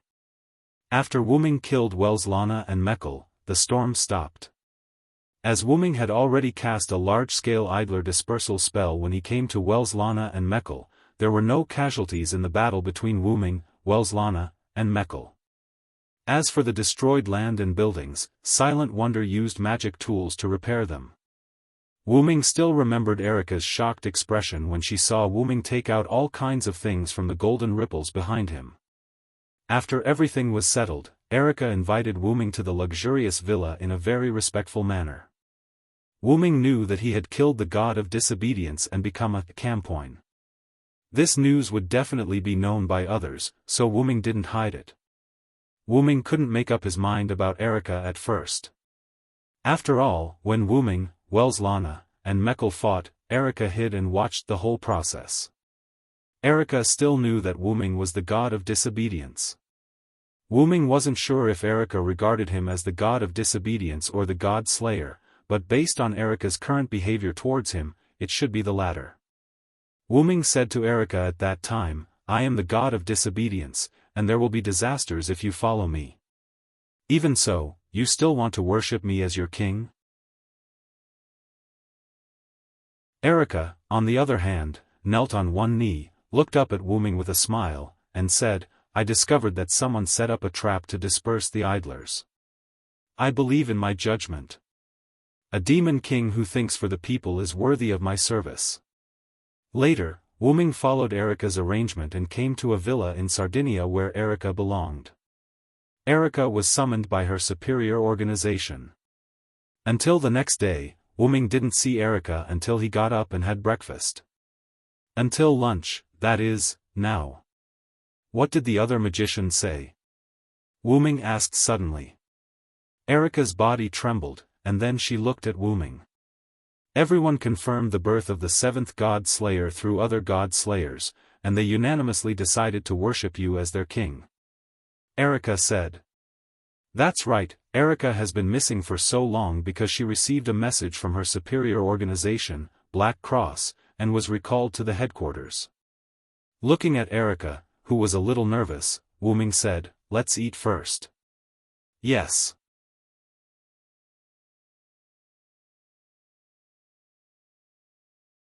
Chapter 161.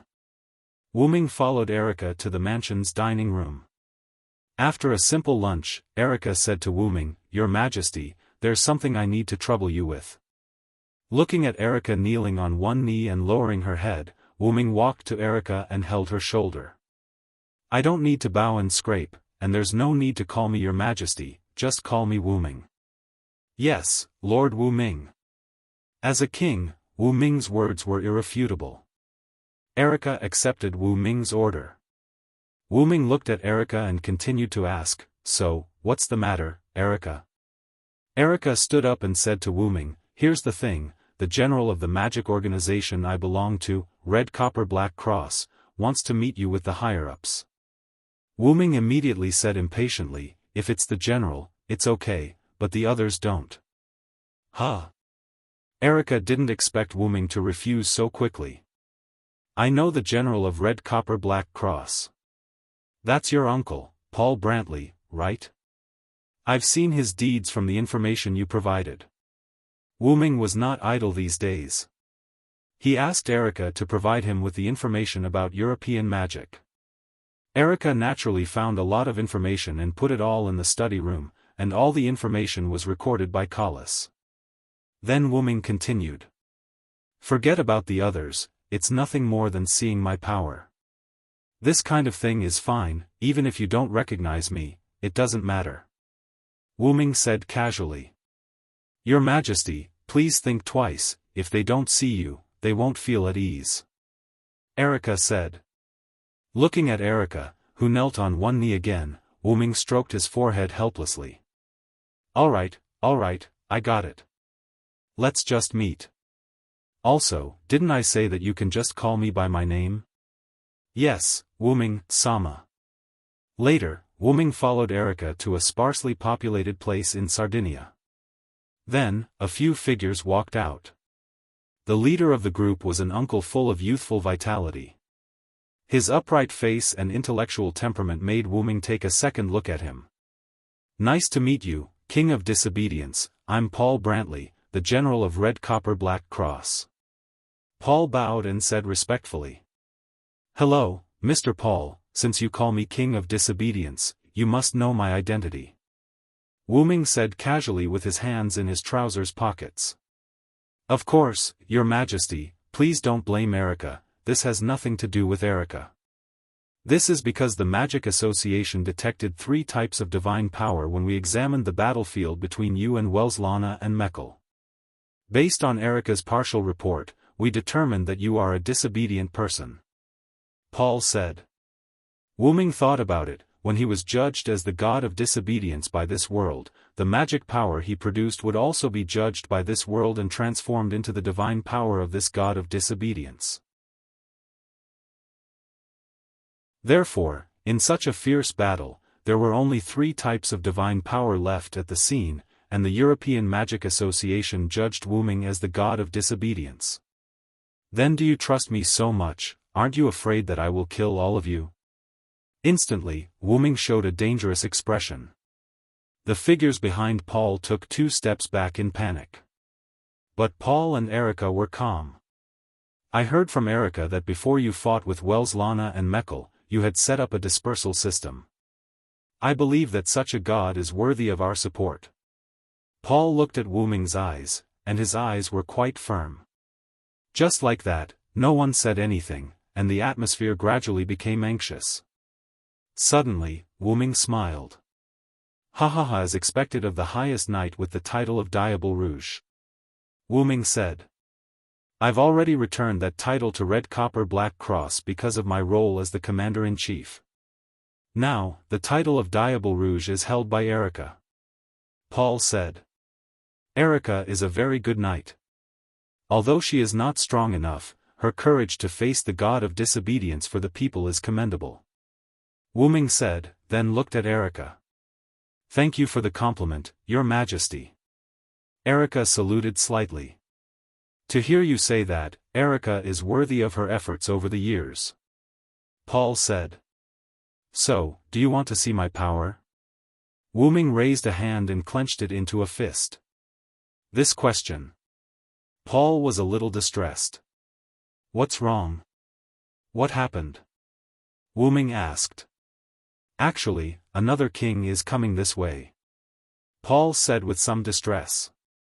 Wu Ming instantly knew what Paul was worried about. The God Slayers were a group of eccentric guys, and because of that, people would serve them as kings. The purpose was to restrict the king's actions. After all, every king was a super bomb that exploded at random times. Every time a king was involved in something, it would cause large-scale catastrophic damage.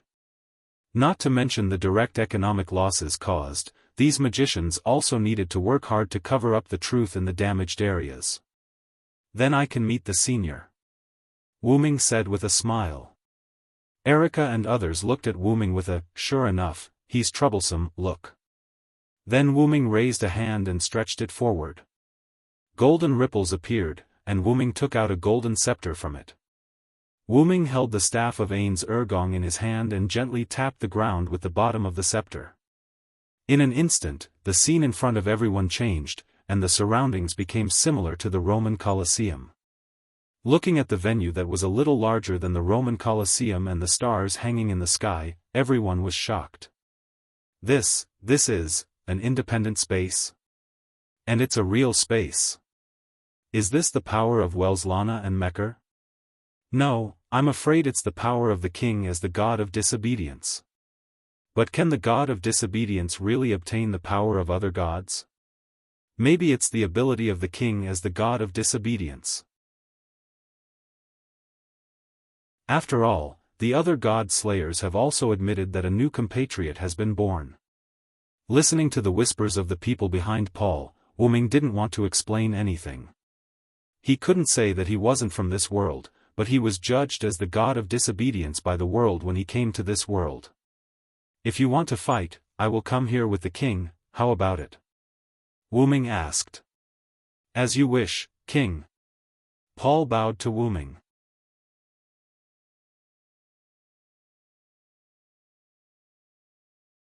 Chapter 162. Wu Ming cancelled the inherent enchantment. After leaving the 6th floor of Nazalik, everyone once again returned to the deserted wasteland. Yo, you are the strange god slayer. Suddenly, a young man's voice came. Everyone looked at the source of the voice, and a young man stood there with a long tube on his back. This is Italy's King of Swords, Salvatore Anthony. Erica was afraid that Wu Ming did not know the king, so she deliberately stood behind Wu Ming and quietly told Wu Ming. Wu Ming turned his head and looked at Erica. You are quite loyal, Wu Ming teased. After all, Erica had just joined Wu Ming, and she began to think about Wu Ming. Of course, after all, I chose to be loyal to you, Erica said with a smile. Then you will not be disappointed. Wu Ming raised an unruly smile again. Minister Salvatore, you are here. Led by Paul, the people of Black Cross and Red Cross greeted Salvatore Anthony. Well, I heard that a compatriot was born here, and it is a compatriot transformed from the god of disobedience, so I hurried over to take a look. Although he said that he came over to take a look, Salvatore's eyes were burning with fighting spirit. So, the king of disobedience is you. Salvatore looked at Wu Ming again. Yes, it's me. Why? Do you want to fight? Wu Ming said directly as soon as he came up.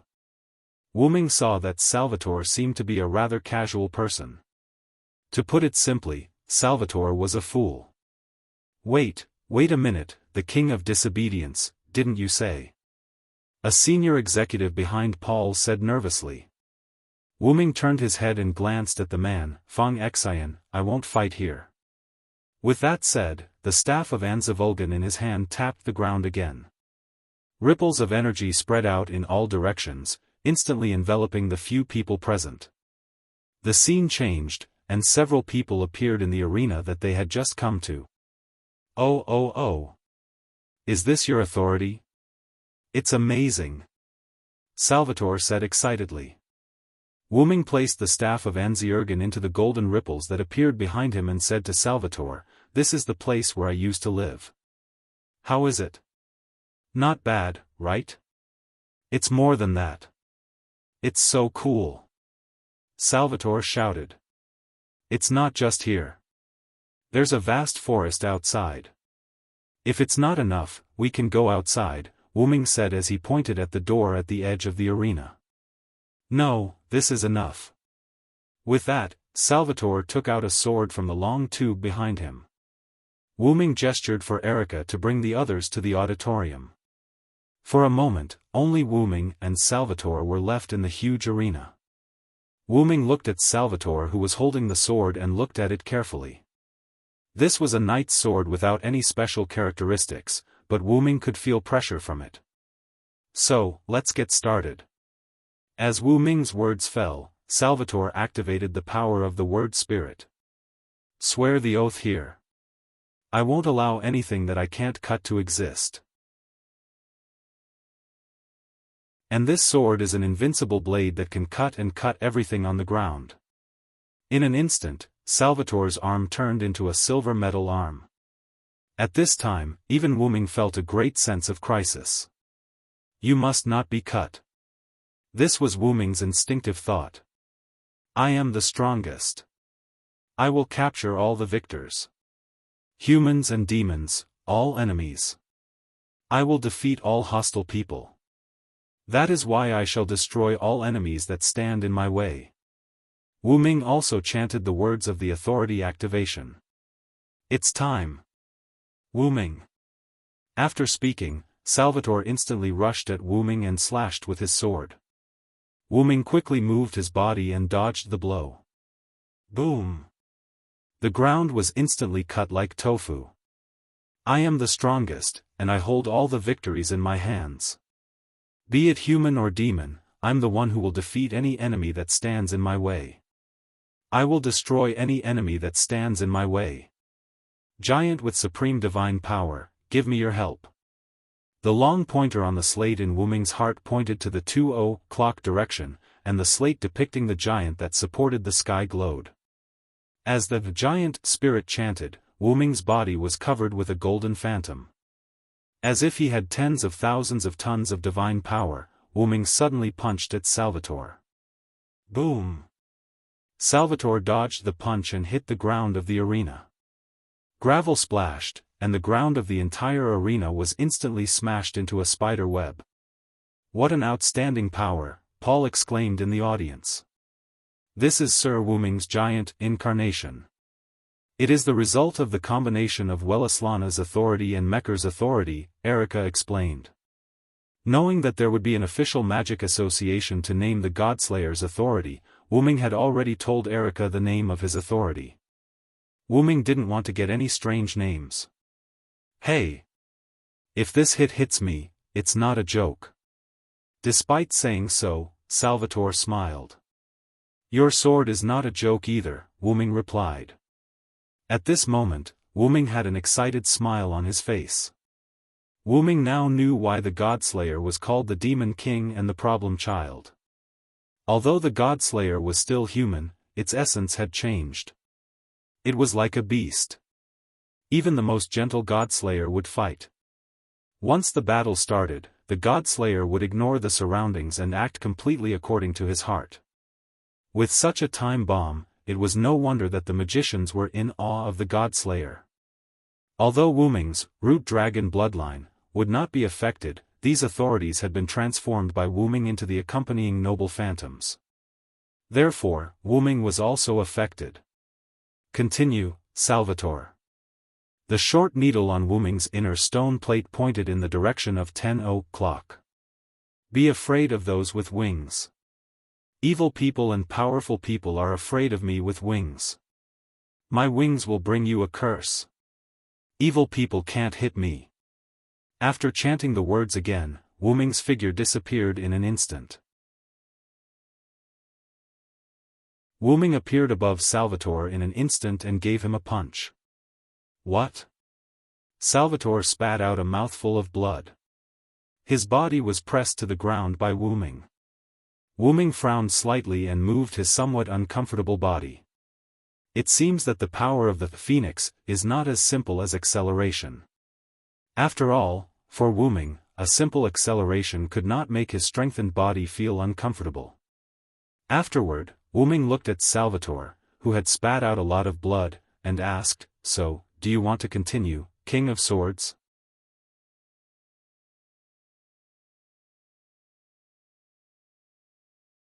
Chapter 163.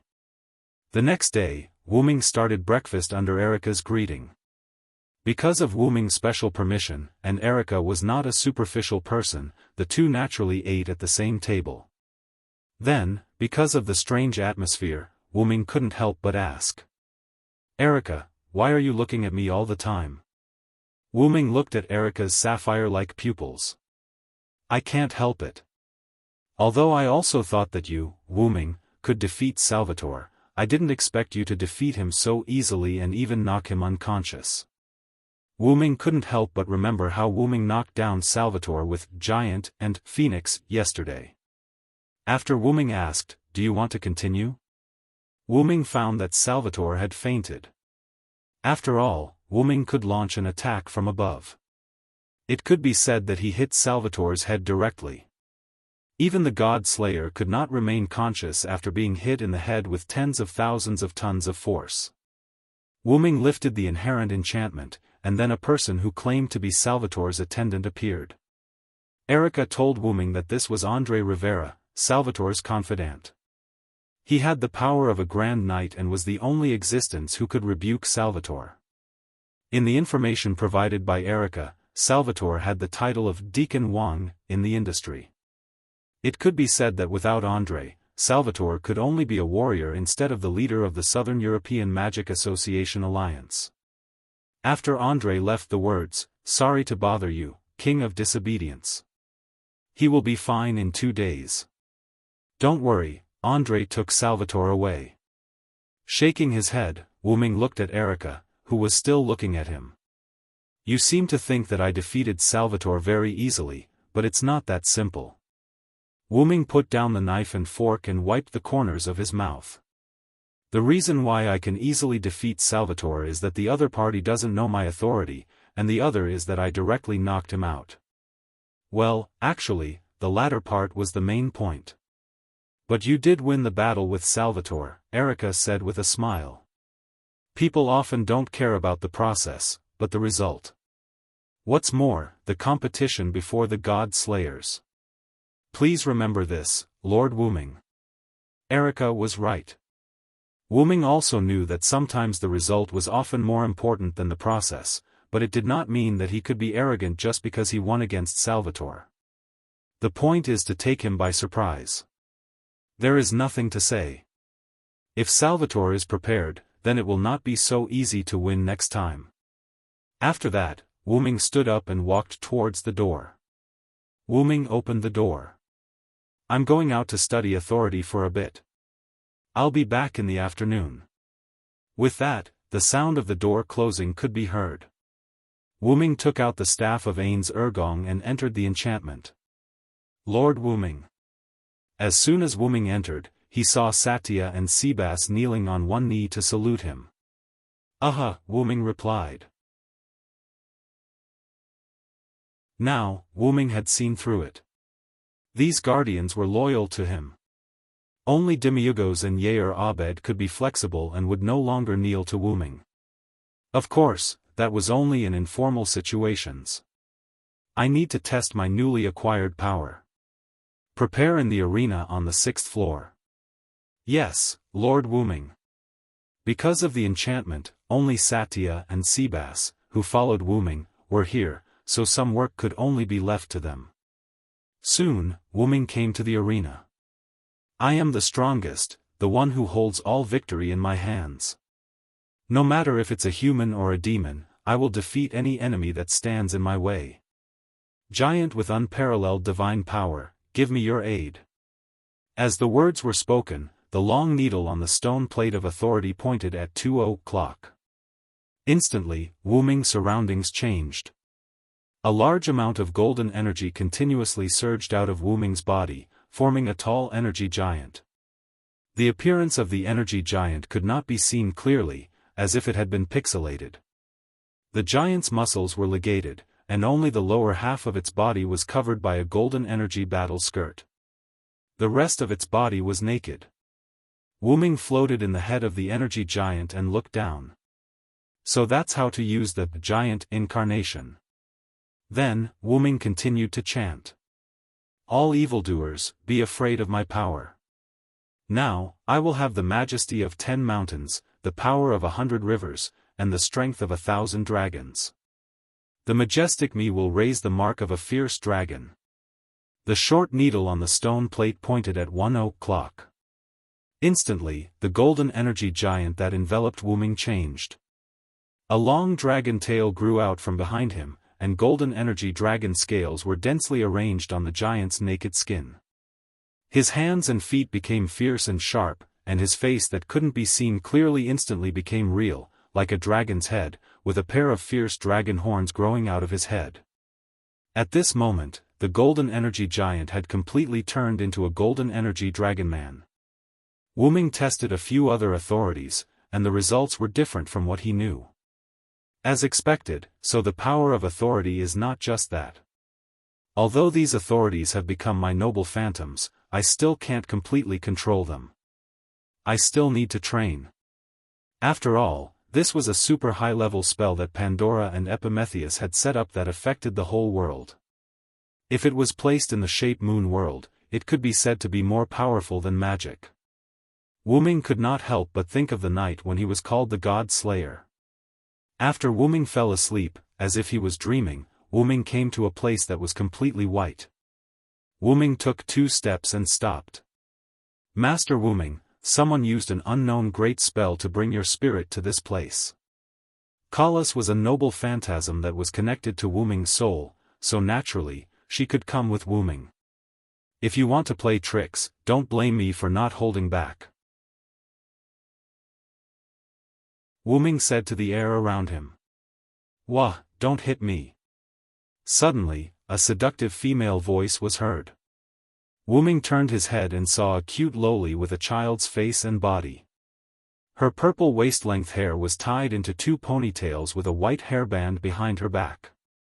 The accessories on her ears were slightly large purple ball-shaped pendants. Although she did not have a figure at all, she was still wearing a thin white low-cut dress. Even so, she was still very seductive. Wu-Ming had never seen a woman with such charm. Wu-Ming guessed that other than Ishtar whom he met at Mount Abif, no one else could be compared to her. Come, little Wu-Ming, I'm your mother. The little loli opened her arms and hugged Wu-Ming. No. Wu-Ming pushed her head away. Because of her figure, the little loli's hands could not touch Wu-Ming's body. Then, the little loli looked at Wu-Ming with a heartbroken expression. I'm so sad that you treat your mother like this. Sob, sob, Wu-Ming was a little helpless. If you want to sob, you don't have to say it out loud. Then, little Wu-Ming, can you call me mother? The little loli looked at Wu-Ming with an expectant expression. Wu-Ming did not care about the topic and asked directly, who are you?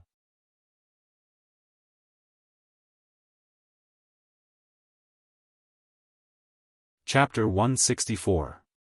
At this time, the purple-haired little loli also became serious. I'm Pandora, Pandora. Wu-Ming said while rubbing his chin. Let's just say that Wu-Ming's Nathalikri's Pandora had nothing to do with this. Wu-Ming naturally knew of Pandora, who asked Pandora to be so famous. In Greek mythology, in order to punish the humans who were given fire by Prometheus, the god specifically ordered Hephaestus, the god of fire, to use the goddess as the foundation of water and earth to create a beautiful woman. This woman's name was Pandora.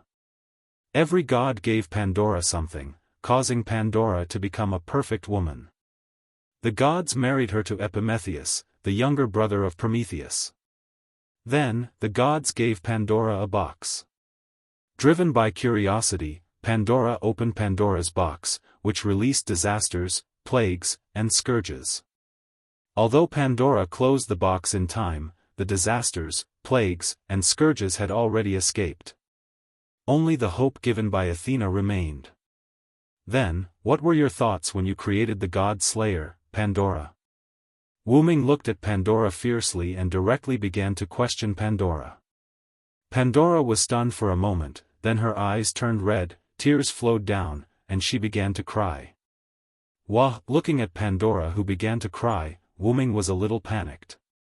Wu Ming wanted to directly question Pandora, but Wu Ming did not expect Pandora to cry like this. Wu Ming, who had never made a girl cry, was at a loss. Then, Wu Ming could only copy the way he comforted Meiyu, hugging Pandora in his arms and stroking her head. Sorry, I was too serious. I apologize, please forgive me.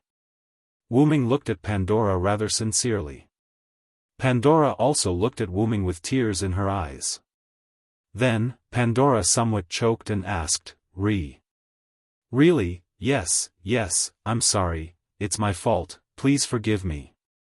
Wu Ming hurriedly apologized again. Then, Pandora wiped her tears and looked at Wu Ming with red and swollen eyes. Then, can you call me Mom, this? Wu Ming now felt speechless. In the end, Wu Ming compromised. Sister Pandora. Although Pandora was still a little dissatisfied, Wu Ming still said firmly, just call me sister, if you can't then forget it. Then. Alright then, Pandora said. Then, Pandora hugged Wu Ming happily and said, little brother is brother, it's my first time. Listening to this incomparably cheerful voice, Wu Ming was a little speechless. He wondered if Pandora's crying just now was an act. Okay, Pandora, it's time to answer my question. Wu Ming patted Pandora's back and said. Yes, what question? Pandora let go of Wu Ming with a happy face. What exactly is a god slayer? Why can I, a person who is not from this world, obtain authority? What is the use of authority? The god slayer is the product of a worldwide curse that Epimetheus and I created together. It is a guardian to help humans through difficult times. Pandora replied. And the reason you can obtain omnipotence is because I want you to become a god slayer, it's that simple. As for authority, this needs to be judged and used by yourself. Besides, the god slayer is an existence that can automatically increase power, so, authority is slowly grasped. Pandora's face was full of joy as she spoke while swaying left and right. After becoming a god slayer, not only will you be immune to attacks below the god level, but you will also have the benefit of automatically increasing your strength. As long as you fight, your strength will rapidly increase. Then, Pandora touched Wu Ming's cheek and said, as long as you fight, you will definitely become stronger. Even an ordinary person without any fighting strength will have the will to fight the moment they become a god slayer. You have to cherish this authority well. In order to instill the power of the god slayer into you, I spent a lot of effort. Then, Wu Ming's consciousness was sent back to his body. Until now. Wu Ming removed the authority, and the light of the stone plate dimmed. What an irresponsible sister, I haven't finished asking. Then, Wu Ming looked at Sebastian and Zaisha standing beside him and said, you have adapted to the authority. I've more or less adapted to my authority. Sebastian, Zaisha, come with me. Yes, Lord Wu Ming. Yes, Lord Wu Ming. In the outside world, Wu Ming suddenly appeared somewhere with Sebastian and Zaisha. Zaisha, Wu Ming suddenly said. Yes, Lord Wu Ming. Zaisha walked to Wu Ming's side with a charming expression. I have a mission for you, Wu Ming said to Zaisha. Then, Wu Ming had Zaisha lean over, and Wu Ming read the mission to her. Yes, Lord Wu Ming. This subordinate will not let you down. Because Wu Ming's breath touched Zaisha's ear when he spoke, her face was flushed, and she spoke with a trembling voice like a young girl in love. Wu Ming smiled helplessly. I thought that after the sublimation of her origin, Zaisha wouldn't be so.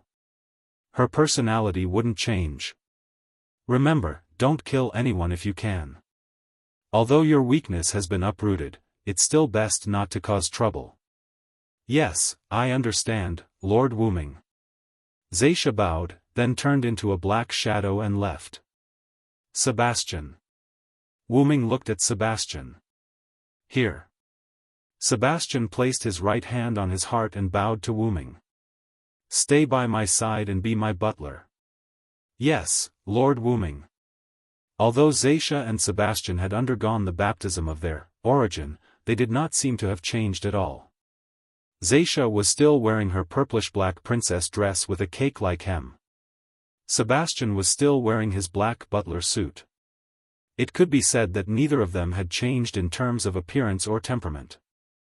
However, Wuming knew very well that the two of them could no longer be compared to their previous selves. It could be said that Zaisha and Sebastian were the strongest people in Nasalik apart from Wuming. Even the uncontrollable hidden trump card of Nasalik, libido, might not be able to defeat Zaisha and Sebastian. That's all for now. I'll bring you to meet my new subordinate. Then, Wuming brought Sebastian to the villa provided by Erica. As soon as he pushed open the door, Wuming heard an extremely pleasant voice.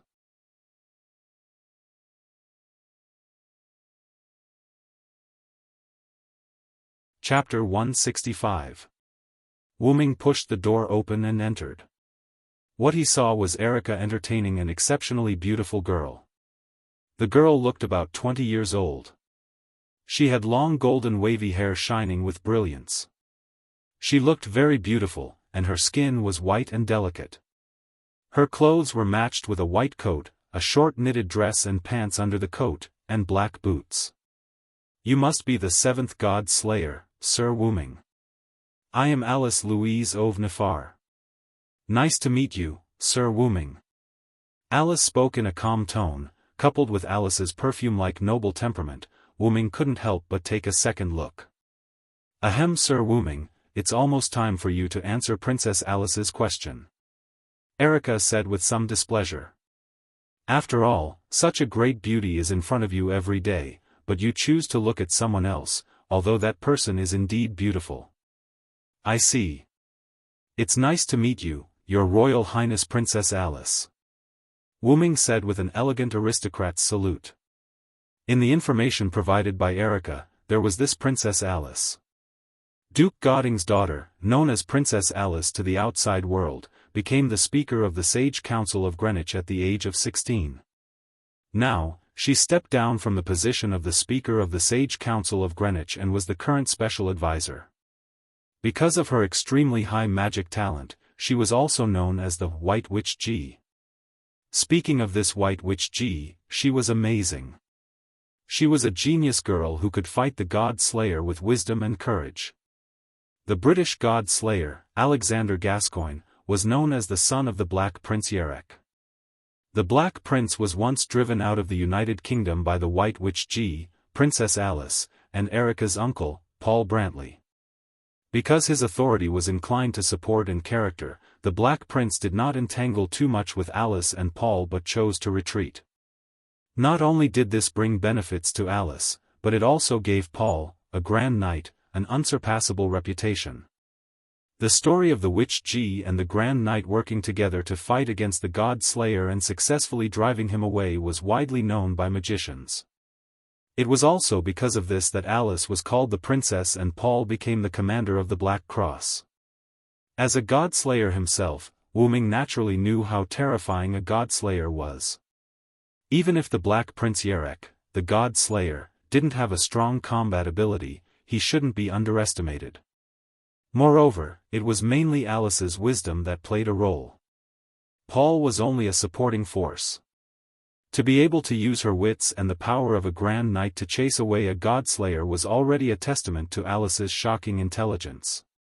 Coupled with her heaven-shaking beauty, Wuming couldn't help but look at her in a new light. So, what is Princess Alice doing here? Wuming began to ask Alice, going straight to the point. At this point, Alice felt a little awkward. Actually, I'm here to stop your duel with the Sword King." Alice received news that the seventh king had been born in Italy. Soon after, Alice received news that the Sword King was on his way to Italy. Moreover, the seventh king still stayed in Italy and did not leave. Alice, who had super high wisdom, immediately figured out why the other party was in a hurry to Italy. With Alice's understanding of the stupid Sword King, he must have gone to spar with the new king. Moreover, when Alice was about to use Ghost Body to go to Italy, she was discovered by her housekeeper and nanny, Ericsson. So, under Ericsson's strong opposition and physical control, Alice was kept in the United Kingdom. Although it's a little late, I still want to thank you for not causing irreparable damage to the surroundings because of your duel with Salvatore," Alice said with a slight smile. The news that the King of Disobedience Wu Ming and the Sword King Salvatore Tony had a duel in the King of Disobedience's own barrier and one spread like wildfire. The news was spread by the magicians of the Black Cross, and it seemed that the Sword King also intended to do so. In short, because of the indulgent behavior of the Sword King, magicians all over the world knew that the new king defeated the Sword King. This made Princess Alice, who had just arrived in Italy and Europe from the United Kingdom, very helpless. With the idea that she had already come out, in fact, she was tired of staying at home, and Alice also wanted to see the new king, so the scene of Erica entertaining Princess Alice appeared. Sitting on the sofa, Wu Ming couldn't help laughing and said, "So, our famous Princess Alice just got tired of staying at home and ran away from home?" "No. I didn't run away from home, it's just that Ericsson is too strict and keeps me in the house," Alice said with a little blush. In this regard, Wu Ming just smiled. "Well, since you are out, please enjoy the outside world. I will let Erica follow you," Wu Ming said. Erica asked Wu Ming in confusion, "Then, may I ask who this old man is, Wu Ming?" In these days of living with Wu Ming, Erica had almost figured out Wu Ming. It could be said that if she wasn't very sure that Wu Ming was indeed a god-slayer, Erica wouldn't believe that the new king had such a good temper. The new king didn't mind at all if she called him by his name. Hearing Erica ask about Sebastian, Wu Ming began to introduce him. "This is my butler, Sebastian Dean." Then there was a moment of silence. "And?" Erica asked helplessly. That wasn't what she wanted to know. Alice also had a curious look on her face. "If I have to say, Sebastian is my power," Wu Ming said. Wu Ming waved at Sebastian, motioning for him to say a few words. "Greetings, ladies. I am Lord Wu Ming's butler, Sebastian. Please advise me." Sebastian put his right hand on his heart, and his left hand was close to his trousers, and bowed slightly with a serious face. "Speaking of which, I remember that one also has this kind of tamed monster power," Alice suddenly said. "You must be referring to the Queen of the Faceless, the daughter of the Black Prince Yerek," Erica said. Wu Ming also remembered the power recorded in Black Prince Yerek's information. The ability to summon Melusan, the legendary two-tailed mermaid and half-human half-snake goddess, as a tamed monster. The summoned Melusan had her own consciousness because of the goddess herself, so she had high wisdom. That was undoubtedly what Sebastian wanted.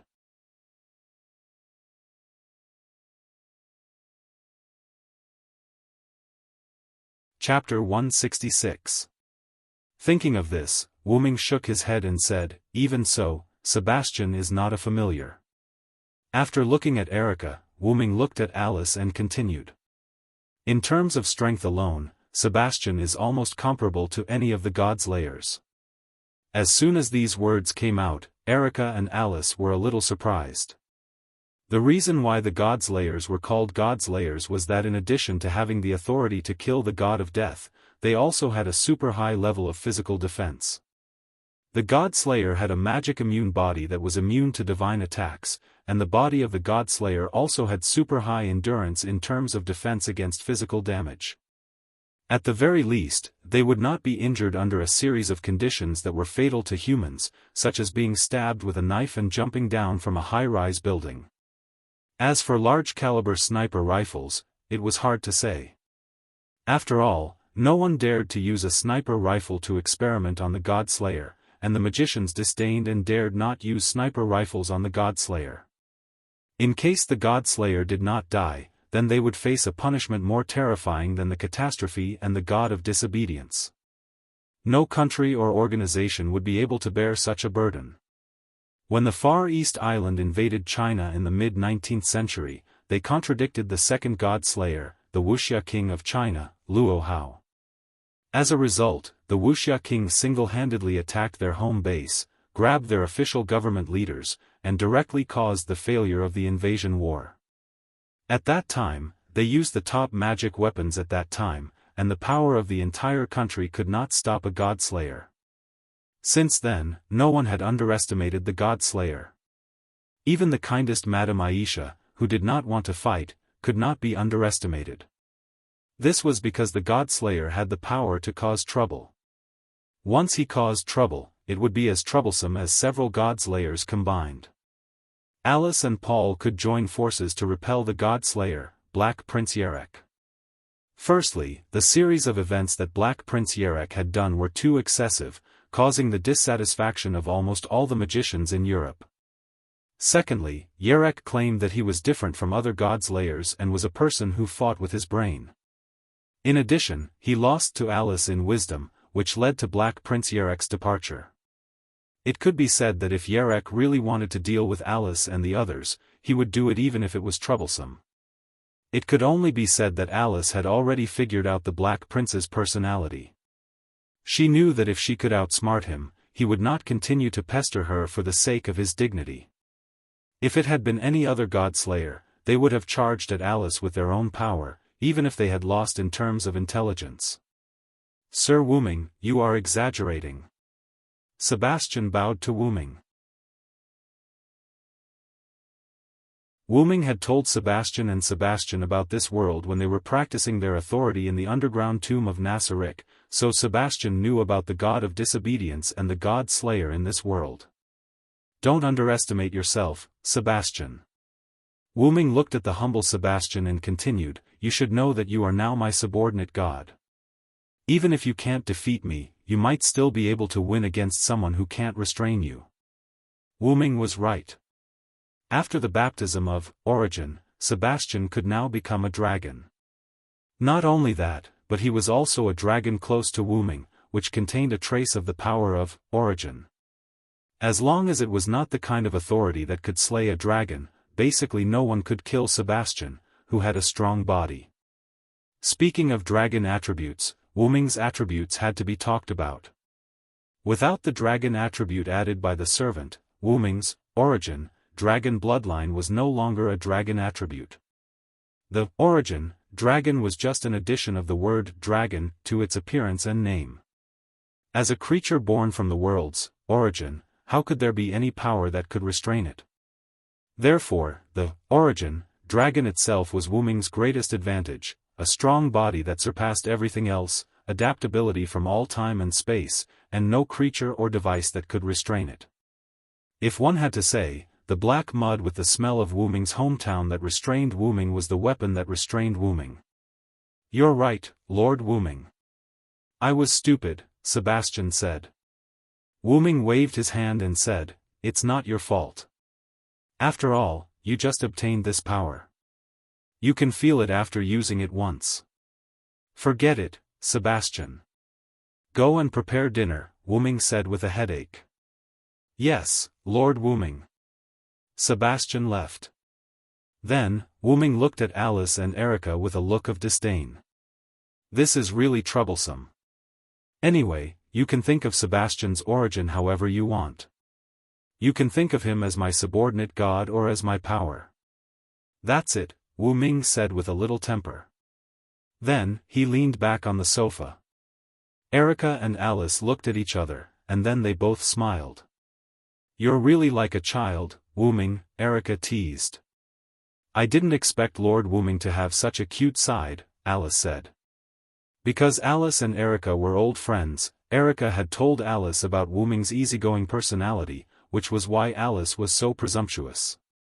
Wu-ming looked at the two of them with dead fish eyes.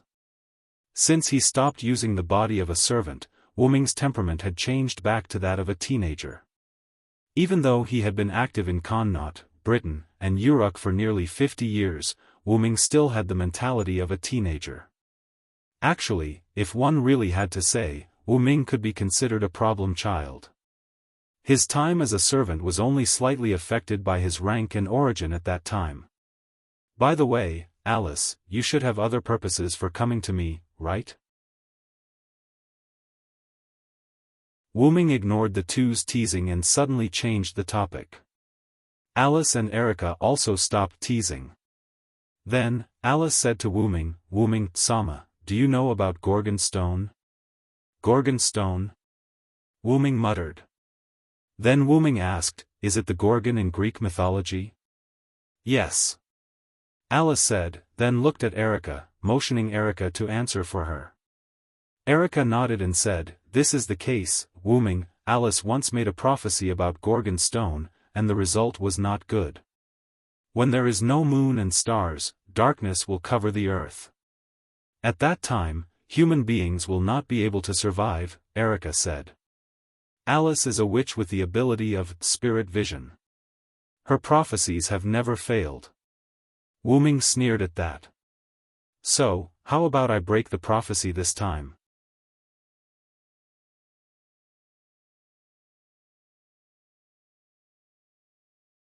Chapter 167. Judging from the prophecy, this seems to be the power of the god of disobedience. There are only a few gods who are related to Gorgon's stone. Wu-ming held his chin with both hands as he looked at Alice and Erica. The main ones are the three Gorgon sisters, Medusa, Stheno, and Euryale. However, I don't think the three Gorgon sisters who've been belittled as monsters would have the desire to destroy the world. Subsequently, Wu-ming said casually, "Anyway, give me the Gorgon stone now. I'll settle this." Alice and Erica looked at each other for a moment, then nodded. At night, Wu-ming was alone in his study room. His desk was filled with books, and the books on the bookshelf were different from before. Erica had replaced all the books here. They were all books about myths and legends. Meanwhile, the books on Wu-ming's desk were all about Gorgon. Wu-ming picked up the Gorgon stone in his hand and studied it carefully for a while. The Gorgon stone was an obsidian metal with a portrait of a Gorgon engraved on it. Wu-ming could not help but exclaim as he looked at the Gorgon stone that looked like Medusa's head, "This doesn't seem like an ordinary god relic." Wu-ming had seen a god relic once before he became a god slayer. It was the young man he had met when he first arrived in this world, the grassy guardian. The slate in his hand was a spell book, which was a god relic. Wu-ming would not misjudge his senses after becoming a god slayer. Because of that, Wu-ming could clearly sense that the power contained in the Gorgon stone was not as simple as it seemed. "Just like the godhead of a god," Wu-ming said calmly. Wu-ming, who had the golden sword, could feel that the power of the Gorgon stone gave him the same feeling as when Wu-ming used the golden sword to cut through Wellislana's godhood. "I wonder if the golden sword has any effect on the materialized divinity." Wu-ming stroked his chin and shook his head. "I don't dare to do anything. Let's first record the knowledge about Gorgon." Then, Wu-ming picked up a book on the desk and opened it, saying, "Please, Kalas." "Yes, master." The dragon horn on Wu-ming's head flashed, and like a scanner, a golden light shone on the book in Wu-ming's hand. Almost a few seconds later, Kalas put away the scanning ray. "Master, do you want me to transfer the knowledge to you now?" Kalas asked. "Just transfer it directly. After all, time is running out," Wu-ming said, and then closed his eyes. After a few seconds, Wu-ming opened his eyes.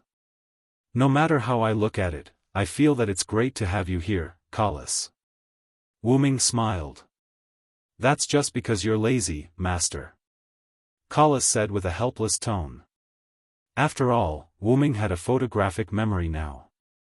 However, with Kalas here, why would Wu-ming waste time and effort to slowly read these myths by himself? Well, doesn't this show how important you are, my dear Collis? Hurry up and continue to the next book. Try to enter all the knowledge about Gorgon before you go to bed. Yes, yes. However, no matter how he listened to it, Wuming felt that Collis's voice had a hint of shyness. Wuming and Collis kept repeating the cycle of scanning, transferring knowledge, and receiving knowledge. The next day, Wuming, who was sitting at the dining table, yawned. Erica couldn't help but say, "You didn't really read myths the whole night yesterday, did you?" Erica couldn't help but think of what Wuming had said after his conversation with Alice and Erica the day before. "Erica, please send the books about myths to my study. Gorgon first, please." Then, Erica complained and contacted the staff of the Black Cross. They removed the historical records and information about European magic in Wuming's study overnight and replaced them with books about myths. Of course, because there were more books, Erica put many books in other rooms, waiting for Wuming to finish reading the books in the study before replacing them. Although Erica complained when she contacted the Black Cross, the staff of the Black Cross, including its commander, Paul, said with a smile, "Compared to the other gods' layers, Lord Wuming is really easy to serve." That's right, as long as he didn't cause trouble everywhere, not to mention all the books about myths. Even if Wuming wanted to be the commander of the Black Cross, Paul would agree unconditionally. When Wuming learned these words from Erica, Wuming's expression was quite strange. Wuming couldn't help but think, are the gods' layers such a headache for magician? Although it was hard to believe, the gods' layers were such a headache for others. No matter how honest Wuming was, no matter how much he didn't stir up trouble, no one would be able to put their hearts at ease. After all, among the 7 gods' layers, Madame Aisha, who was known as the one who didn't want to fight the most, also had the power of a natural disaster. If she was accidentally implicated, she would be even more terrifying than the oldest god-slayer, Marquis Waban. While eating, Wuming said to Erica, "It's no big deal. I have Collis. I just stayed up for a short while yesterday." Wuming had long told Erica about Collis, so Wuming was not afraid that Erica didn't understand. But Alice, a young man who had just come into contact with Wuming, was quite interested in this Collis that Wuming mentioned. At this moment, the golden dragon horns on Wuming's head appeared, and he said, "Actually, to put it bluntly, Master is just lazy in bed." "That's where you're wrong." Wuming continued after eating a mouthful of rice, "Now I realize that the bed is the greatest invention of mankind." "Collis won't believe an excuse," Collis retorted. Alice watched the conversation between the master and servant with interest. She then asked Wuming, "Master Wuming, do you think?" "Master Wuming, does Ms. Collis belong to you as well?" Wuming answered after taking a sip of milk, "You can put it that way.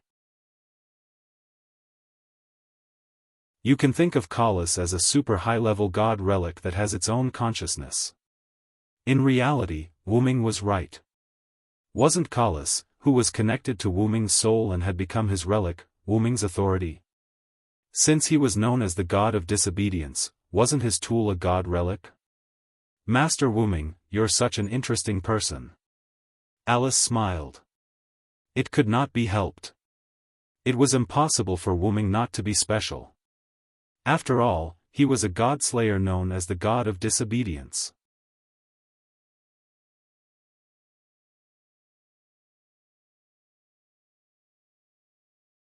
Chapter 168. Wuming separated from Erica and Alice after breakfast. Wuming asked Erica to take Alice around Italy, and Wuming specifically told Erica not to come to him. However, in order to make a fair deal, Erica asked Wuming, "Please don't involve the people." Wuming smiled helplessly. "Don't worry, I'm not one of those battle maniacs. When I fight, I forget about the surroundings. Besides, I have an inherent barrier, and I will put the battlefield inside the inherent barrier." Wuming still clearly remembered Erica's suspicious eyes. After that, Wuming came to a small island in the Mediterranean Sea. Crash, listening to the sound of the wind blowing the waves, Wuming couldn't help but breathe a sigh of relief. Then, Wu-Ming took out Gorgon's stone. Although I can seal Gorgon's stone with a sealing technique, it's better to solve it in one go. After that, Wu-Ming stretched out his hand and chanted the spell, Create Great Item, Advanced Item Creation. With the condensation of magical particles, a lightning-shaped blue dagger appeared in Wu-Ming's hand. That was Castor Medea's noble artifact, Rule Breaker. Wu-Ming gently touched Gorgon's stone with Rule Breaker. In an instant, the Banshee's eyes on Gorgon's stone glowed scarlet, and a powerful magical power burst out. That's all right. Looking at Gorgon's stone, which had completely broken the seal, Rosin said. When Wu-Ming got Gorgon's stone, there was a noble artifact seal set by Black Cross on it. Although the seal was broken, it still had some effect. At this moment, in order to avoid trouble, Wu-Ming directly broke the seal. Wu-Ming stretched out his hand again and took out Staff of Anzi-Ergen from the golden ripple on his side. He put Staff of Anzi-Ergen beside him, and Staff of Anzi-Ergen automatically floated in the air, rotating slowly. Next, we just have to wait. Wu-Ming said, sitting cross-legged on the ground and closing his eyes. When it was almost night, Wu-Ming felt that Gorgon's stone began to heat up, which was proof that its owner was about to arrive. Wu-Ming opened his eyes and said, Is it coming? Wu-Ming said as he watched the darkness engulf the island like a black cloud. Is this the starless night? Wu-Ming broke the seal on Gorgon's stone in the morning. Although he didn't know why the other party chose to do it at night instead of during the day, Wu-Ming could roughly guess. It should be a god related to darkness. Because Wu-Ming was on a small island, there was no landing point other than where Wu-Ming was, so Athena floated in the air. So it's you, the strange person who has my snake, Athena said. Wu-Ming looked at Athena and couldn't help but smile. She had the body of a primary school student, short silver hair, black snake-like vertical pupils, a white long-sleeved shirt and a yellow sleeveless sweater, a black short skirt, blue knee-length stockings, brown leather shoes, and a blue braided hat that looked like a beast's ear. No matter how Wu-Ming looked at her, she looked like a cute primary school student. Of course, that was if she didn't have a huge amount of mana. My name is Athena. You are both my compatriot and my natural enemy. Tell me your name. Athena's vertical pupil stared coldly at Wu-Ming. Just call me Wu-Ming, Athena. Wu-Ming said with a smile, and at the same time, he released his mana. You're an interesting fellow. Even though I would like to know why you, who share the same origin as me, would become my enemy, I'll retreat for now since it's you, Athena said as she sensed something amiss the moment Wu-Ming unleashed his magical powers. Then, the darkness around the island began to retreat, and Athena also left in another direction. I will leave my snake with you for the time being, someone who shares the same origin. This made Wu-Ming a little confused. It can't be because of my identity as the god of disobedience in this world. Wu-Ming said after thinking for a moment. Although Wu-Ming was still Wu-Ming, Wu-Ming was branded as the god of disobedience when he came to this world. Of course, this brand did not bind Wu-Ming, it just gave him another identity. Wu-Ming did not care at first. But now, it seemed that this identity of the god of disobedience was a little special. Even Athena knew about him. When Wu-Ming released his mana, Wu-Ming saw the expression on Athena's face. It was obviously a look of surprise when she saw someone familiar or when she knew about Wu-Ming's existence.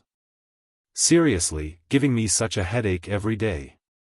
Gaia and Alea are like this, even this world without any restraints is like this. Wu-Ming complained helplessly. Wu-Ming could not help but remember that Gaia and Alea created a historical story for Wu-Ming in order to make him a servant of the human faction. That history was not fake, but the restraints threw Wu-Ming into a historical story. To put it bluntly, it was just giving Wu-Ming another identity. Just like Wu-Ming in this world, a stone thrown into the lake would definitely cause the lake to change. Wu-Ming even suspected that this was a collusion between the worlds. Shaking his head, Wu-Ming did not think about it anymore. He put away the inherent barrier in the staff of Anzi-Ergen that he had set up in the outside world. Wu-Ming instinctively opened a portal and walked in. In the villa, Erica and Alice sat on the sofa, drinking their respective drinks and chatting intermittently. It's already night time, and there's still no news of Lord Wu-Ming, Alice said worriedly. Wu-Ming should have moved the battlefield to his own barrier, and maybe he didn't come? Erica said. By the way, Erica, do you think Lord Wu-Ming can win? Alice asked. Erica did not care about this and said confidently, winning is not a problem. Alice was a little puzzled. Why is Erica so sure? Erica took a sip of coffee and said, that's because he's the king I have to serve. As a subordinate, how can I not believe in my master? Alice was a little unhappy. What a cunning answer. Then she said, by the way, Lord Wu-Ming is really miraculous. A disobedient god actually became a god-slayer.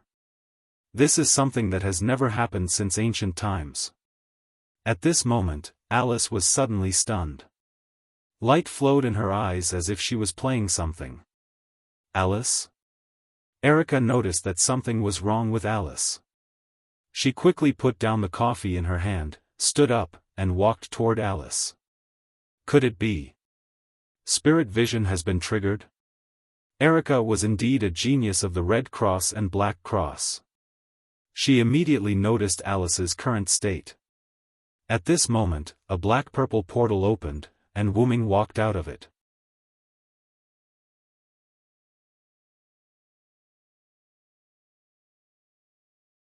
Chapter 169. Wu-Ming walked out of the portal and saw Erica standing next to Alice, who was in a daze. What's wrong with Alice? Wu-Ming asked Erica. Erica shook her head and said, she's fine.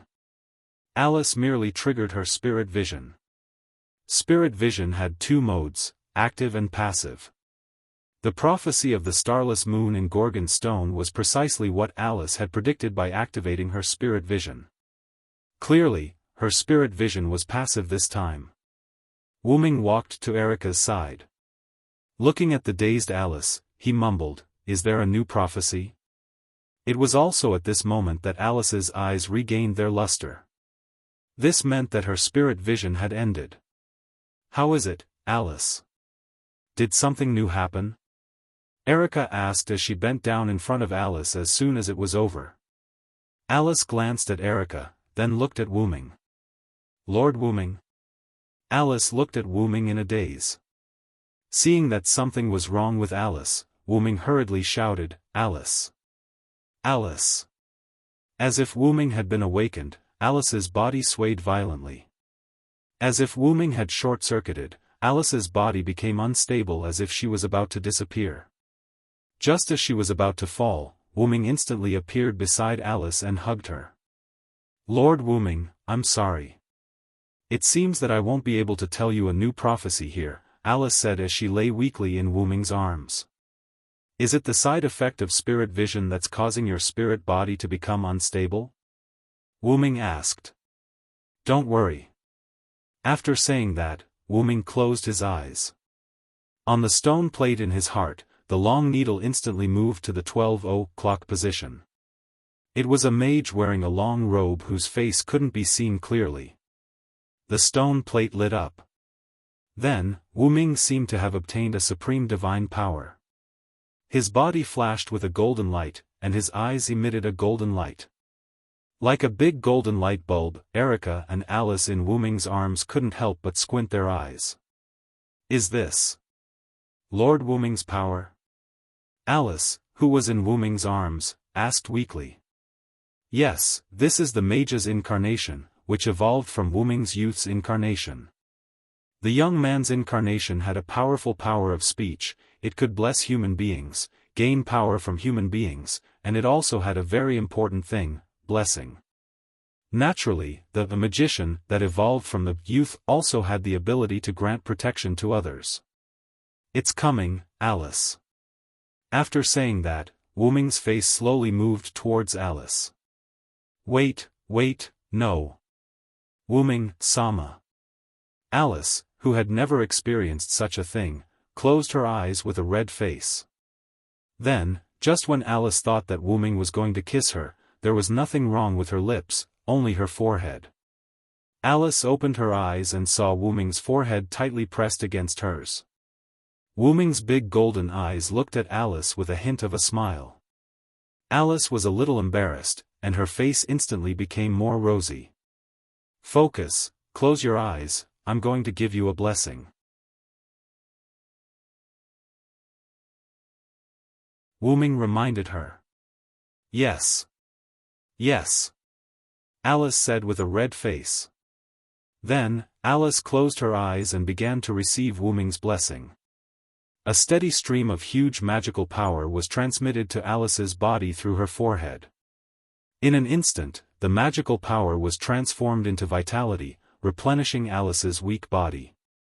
Alice felt as if she was soaking in a hot spring. Her surroundings were filled with warmth, and gradually, Alice had the idea of falling asleep. After Wu Ming felt that it was enough, his forehead left Alice's forehead and removed the mage's incarnation. Looking at Alice, who had a happy smile on her face and closed her eyes, Wu Ming patted Alice's cheek and said, "Wake up, don't fall asleep." Alice suddenly opened her eyes, looked at Wu Ming with some embarrassment, and said, "Sorry, Lord Wu Ming, the feeling just now was too comfortable, and I accidentally indulged in it." Wu Ming was a little curious, and then said, "Was it that comfortable?" After all, this was the first time Wu Ming used the power of blessing on others, and he was not very familiar with it. Maybe my divine aura was mixed in. Wu Ming thought so. Then, Wu Ming continued, "Because your body is not your real body now, I did not give you too much blessing. This blessing can last for about 7 days, and it can be said that there is no problem at all to maintain your ghost body. Thank you very much, Lord Wu Ming." Alice smiled sweetly and looked at Wu Ming. Wu Ming shook his head, indicating that there was no need to be so polite, and then continued, "In a few days, I will go to England. At that time, I will personally add a longer blessing to your body. I believe that if this is the case, you should be able to use your own body to walk around, and you don't need the ghost body." Wu Ming's words made Alice fall into deep thought. Being able to walk freely in various areas was something that Alice had never thought of. After all, Alice's body was weak because of the negative effects of her powerful talent. This was not a disease, and it was basically untreatable. Just as Wu Ming looked at the pondering Alice, the person next to him was a little unhappy about being ignored. "I say, it's about time for you to let go," Erica said with a fake smile, but everyone could hear the anger in Alice's voice. At this moment, Wu Ming and Alice realized that the two were still hugging each other. "Ah!" Alice screamed and quickly broke free from Wu Ming's 2 big hands. Wu Ming took the initiative to let go of Alice and smiled awkwardly. "Ahem, although your Highness Alice's body is fine, your spirit hasn't fully recovered. Your Highness Alice, would you like to take a rest?" Erica said after coughing. Spirit vision consumed not only magic power but also the caster's spirit power. This was also the reason why many witches fainted after divination. It was because the things they prophesied were too huge. The huge here didn't refer to the body, but to the status. Wu Ming also nodded in agreement, then looked at Alice. Alice shook her head and said, "I'm fine. I think it's better to tell Lord Wu Ming the new prophecy as soon as possible. And after Lord Wu Ming added a blessing to me, I feel unusually excited. I don't feel the fatigue from using spirit vision at all."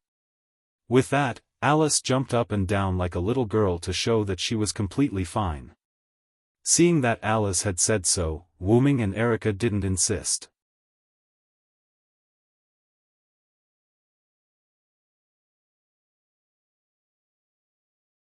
Chapter 170. Alice, Wu Ming, and Erica sat on the sofa together. Then, Yali Anna served drinks for the 3 of them.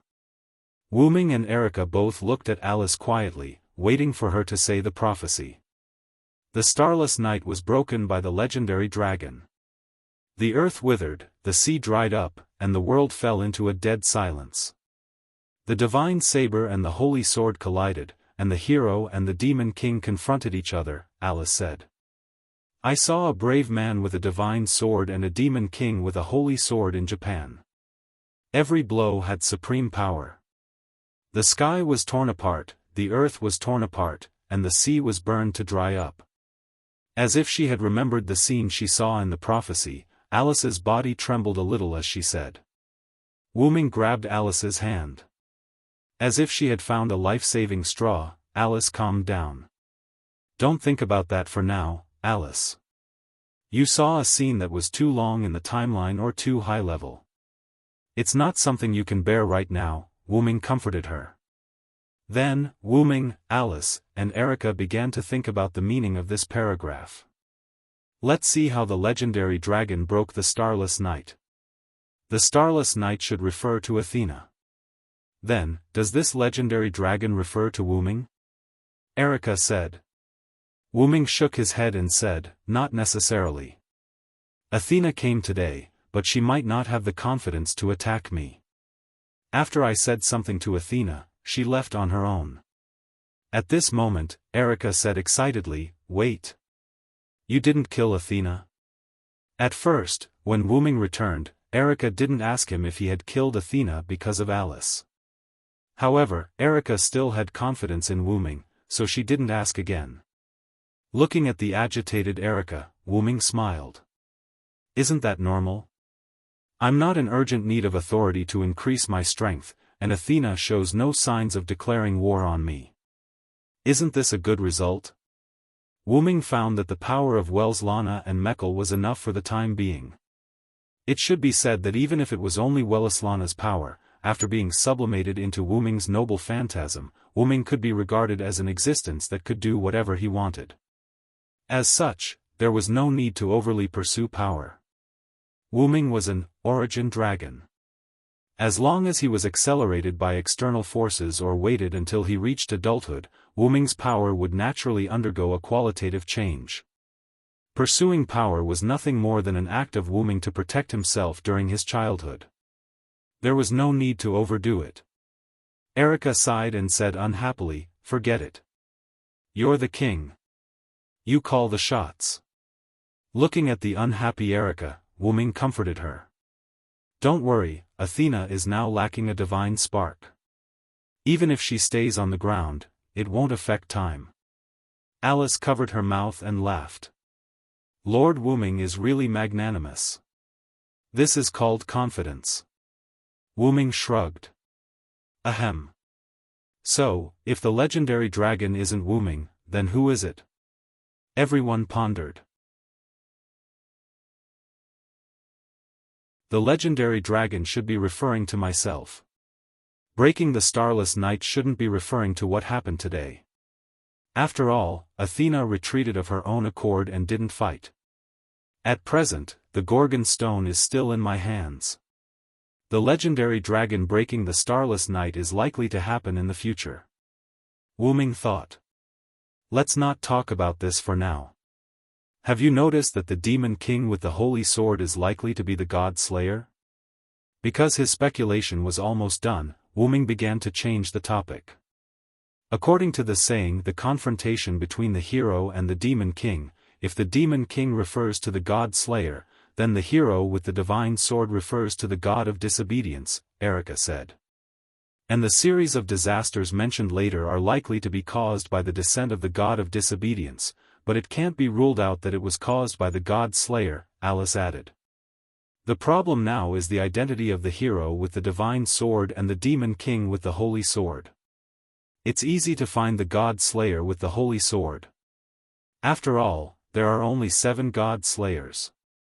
But it's hard to say about the god of disobedience with the divine sword. In the myths, there are many gods who use the divine sword as their weapon, Alice said with a headache. Everyone pondered. After a moment, Wu Ming spoke. Let's not think about this for now. We can't figure it out now. At worst, we'll just deal with it when it comes. Wu Ming. Lord Wu Ming. Erica and Alice grumbled. That's enough. Even if the sky falls, there are tall people to hold it up. If you keep thinking so hard, you'll grow old. As he spoke, Wuming stood up. In a few days, Erica and I will send you back to England. You can think about these things then. After that, Wuming left the living room. After Wuming left, Erica sighed. He really isn't worried at all. Erica didn't know whether to be happy or distressed. Should she be happy that her king was confident or distressed that she was too ambitious? Alice smiled faintly and said, "Isn't this good? As a king, you have to have confidence. This is also the charm of a king. That's because Your Highness Alice has a good mentality. You're the Princess Alice who fought a battle of wits with Black Prince Yarek and even drove him out of England in the end." "That's all thanks to the help of Miss Erica's uncle, Lord Paul," said Alice. "You're too serious, Your Highness Alice. You'd better go and get some rest. After all, mental exhaustion can't be eliminated." Erica stood up and was about to send Alice back to her room. "I know, Miss Erica. I'll go by myself. By the way, Lord Wuming is really outstanding. You must seize the opportunity." After teasing Erica, Alice walked up the stairs and toward her room. Erica blushed but didn't say anything. Seize the opportunity. On the other side, Wuming sat at his desk and picked up the book that recorded the myths again. "It seems that I have to finish recording the myths as soon as possible, or the sword of spiritual speech will become useless," said Wuming. After learning that the god of disobedience who caused the starless night was Athena, Wuming had thought that he had to record the myths in his spare time. In this world where the god of disobedience often appeared, he couldn't do anything without a store of knowledge. Compared to other authorities, although the sword of spiritual speech hadn't been upgraded or enhanced, it was still Wuming's trump card. After all, this sword of spiritual speech was too unfair. As long as one knew the stories of the gods, they could seal the gods' abilities. The warrior authority, which had been upgraded to a noble artifact, could naturally be used on heroic spirit followers. It was a great weapon. How could he not cherish it?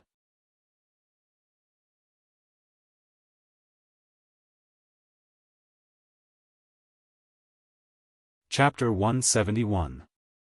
After spending a few days with Wuming, he had almost recorded all the mythical stories provided by Erica's organization, the Black Cross. Of course, it was all thanks to Collis that he was able to complete it so quickly. Wuming lamented more than once about how right he had been to ask Zelik for the most advanced magic suit. This morning, Wuming, Erica, and Alice arrived at the Italian airport. Due to the fact that something so important had happened, Alice had to return to England. Wuming, on the other hand, had nothing else to do now. He was preparing to go to England with Alice and give her real body protection. Erica, on the other hand, was going to follow Wuming to England. What a joke. Even though Wuming was indeed much more harmless than the other gods' layers, Erica was still worried about leaving Wuming alone somewhere else, so she naturally had to follow him. In fact, the reason why the Black Cross and Copper allowed Erica to become Wuming's follower and Wuming's knight was to monitor Wuming for fear that he would do something big. Even so, Wuming could still sense that Erica wasn't just monitoring him, but really wanted to become his knight. That was why Wuming kept her. As for why he didn't directly use teleportation magic, Wuming expressed his helplessness.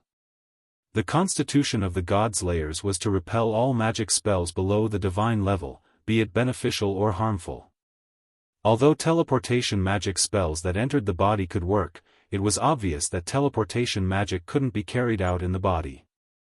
This also meant that teleportation magic couldn't work on Wuming. Wuming had used a portal before, but that was because the portal was a channel established in two places and didn't have any effect on Wuming's body, so it could be used. It could be considered a trick. However, Wuming hadn't been to England in this world, so he couldn't use the portal. As a last resort, the three of them could only take a plane to England at the airport. On the plane, in the first-class cabin, Wuming complained, "I have to say, the Godslayer's physique is really troublesome sometimes." "Don't say that, Lord Wuming. Let's not talk about having a problematic physique. Even if it's something even worse, many people would still want to become God's layers, Alice said with a smile. Seriously, Wu Ming, you should be content. You're now one of the only 7 kings in the world, Erica complained. That's true. Lord Wu Ming, you should be content. Alice and Erica both laughed.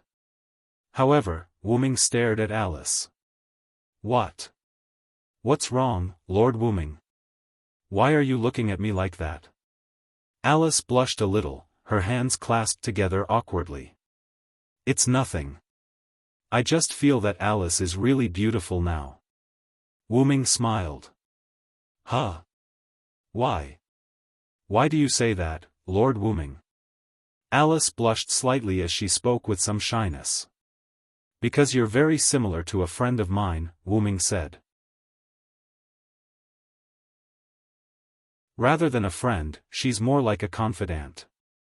Her smile is very beautiful. Every time I see her smiling face, my heart feels as if it's being cleansed, Wu Ming said with a nostalgic expression. Wu Ming thought of Jeanne d'Arc. Alice was just like Jeanne d'Arc. She was calm, peaceful, and beautiful. Is that so? Then I'm honored, Alice said with a smile. As for why Wu Ming did not feel this way when he faced Erica, it was because he was reminded of Erica Ainsworth. Moreover, Erica gave Wu Ming the impression that she was a strategic-type knight. That's right, she was like a cunning vixen. Erica suddenly looked at Wu Ming. She narrowed her eyes and said, I have a feeling that you're thinking of something rude, Wu Ming. How is that possible? It's just an illusion. Wu Ming smiled awkwardly. Then, Lord Wu Ming, do you mind telling us the name of your friend? Alice also wanted to know more about someone who could be called a friend by Wu Ming, who was both the god of disobedience and the god slayer. Erica also looked at Wu Ming curiously, hoping that Wu Ming could answer. Wu Ming naturally would not dampen their spirits. Therefore, Wu Ming said, her name is Jeanne. Jeanne? The 2 girls were somewhat confused. After all, this name sounded like the name of an ordinary girl. However, with Wu Ming's identity, could the girl he befriended, and even the girl who was his confidant, be an ordinary girl? Obviously, it was impossible. While the 2 girls were puzzled, Wu Ming added, also known as Jeanne d'Arc. Jeanne d'Arc? The 2 girls exclaimed in surprise. When Wu Ming said this, the 2 girls understood. Although the name Jeanne d'Arc sounded like an ordinary girl's name, if there was a famous Jeanne d'Arc, it would be her. Could it be the Saintess of France, Jeanne d'Arc? Erica asked. Alice also looked at Wu Ming with concern in her eyes. Wu Ming nodded with a smile and said, although she is France's Jeanne d'Arc, she has always denied that she is the Saintess.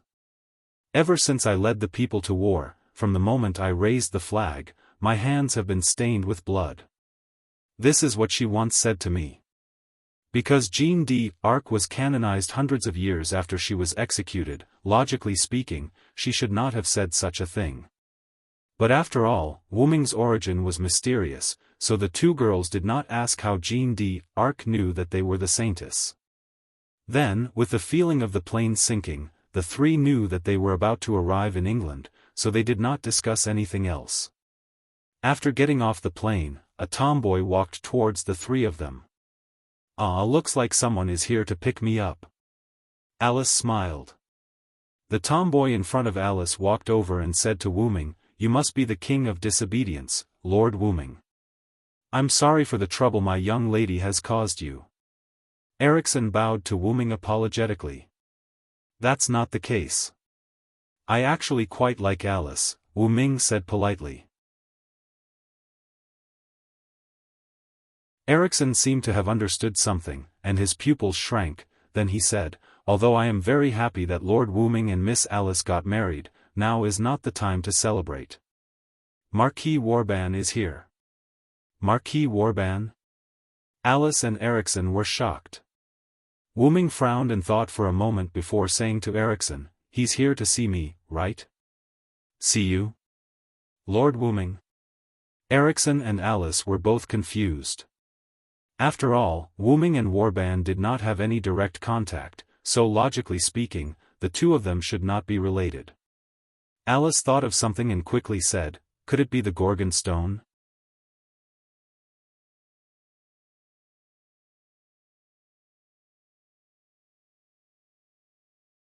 Chapter 172.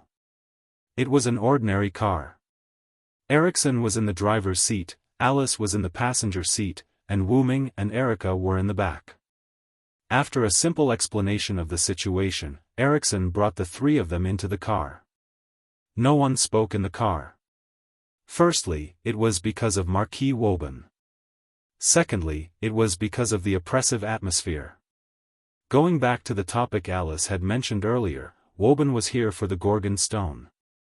After all, with Marquis Woban's personality, it was very likely that he was here for the Gorgon stone, which could attract the attention of the god of disobedience. But, even though it is very likely that Woban is here for the Gorgon stone, it is also possible that he is here for me, Wuming suddenly said. Wuming looked around at Erica and Alice and continued, "You have to know that even though I am a god slayer, I am still a god of disobedience." Erica and Alice instantly understood when Wuming said this. With Marquis Woban's personality, he would definitely find a god of disobedience to hunt, but he wouldn't reject a god slayer of his own kind. If there was an existence that was both a god slayer and a god of disobedience, then it is very likely that Marquis Woban will come looking for trouble with you, Erica said. Alice said with some concern, "Not to mention, the Gorgon stone is still in your hands, Lord Wuming. Marquis Woban will definitely not mind taking it for himself. He wants to fight me and deal with Athena at the same time." "What an energetic old man," Wuming said with some sarcasm. Ericsson still maintained his duties as the driver and didn't say a word. It seemed that Ericsson was still a little afraid of Wuming. However, there was nothing that could be done about it. After all, in the eyes of the Sage Council of Greenwich, who specialized in the study of god-slayers, all god-slayers were terrifying. In any case, the enemy is already here. "I'm afraid we have no choice but to fight." Erica sighed. Alice, on the other hand, seemed a little worried. Wuming said, "Don't worry, Alice. I will fight with Marquis Warban within my barrier. It won't affect the surrounding cities." Alice paused for a moment, then nodded. Although Wuming said so, the worry in Alice's eyes was still there. Every time she looked at Wuming, the worry in her eyes deepened. Because of the arrival of Marquis Wuming, Erica and Wuming decided not to go to Alice's house. At the request of Wuming, Ericsson stopped the car by the roadside. Wuming and Erica got out of the car. Alice still looked worriedly at Wuming and Erica. "Please be extremely careful. If possible, please do not cross swords with Marquis Warban. Please use words to resolve the issue." Although Wuming didn't want to complain, Wuming still had to say it in his heart. Is it possible for the Godslayer to resolve the issue with words? Don't worry. With me, Erica Blantley, who has inherited the Diable Dragon, my master will have nothing to worry about, Erica said as she patted her chest. Of course, this was only if she could guarantee that she wouldn't be at a disadvantage when talking with Marquis Warban. Alice nodded and said, "If it's Miss Erica, I can be a little more assured. Again, please be extremely careful." After that, Ericsson sped away from the place even faster than before. "Am I that scary?" Wuming pointed at himself and said. "You're the Demon King. It's natural for Miss Erica to be afraid of you." Erica giggled and covered her mouth. Wuming shrugged helplessly. Then, the two of them came to a large building. This was the exclusive residence that the Sage Parliament of Greenwich had built for Marquis Warban after learning that he was coming. Wuming and Erica looked at the roof and looked at each other. This should be the address that Ericsson provided for Marquis Warban. Wuming sighed. Speaking of which, the Sage Council sure has a lot of free time on their hands. They actually built such an exclusive residence for the Godslayer that's about to arrive. It's so grand that I feel bad about destroying it, Wu Ming continued. Erica looked at Wu Ming helplessly and said, that's because Marquis Warban is a veteran godslayer who has been famous for a long time. Even the Sage Parliament of Greenwich, which specializes in investigating God's layers, doesn't know the number of his powers and the specific abilities of his powers.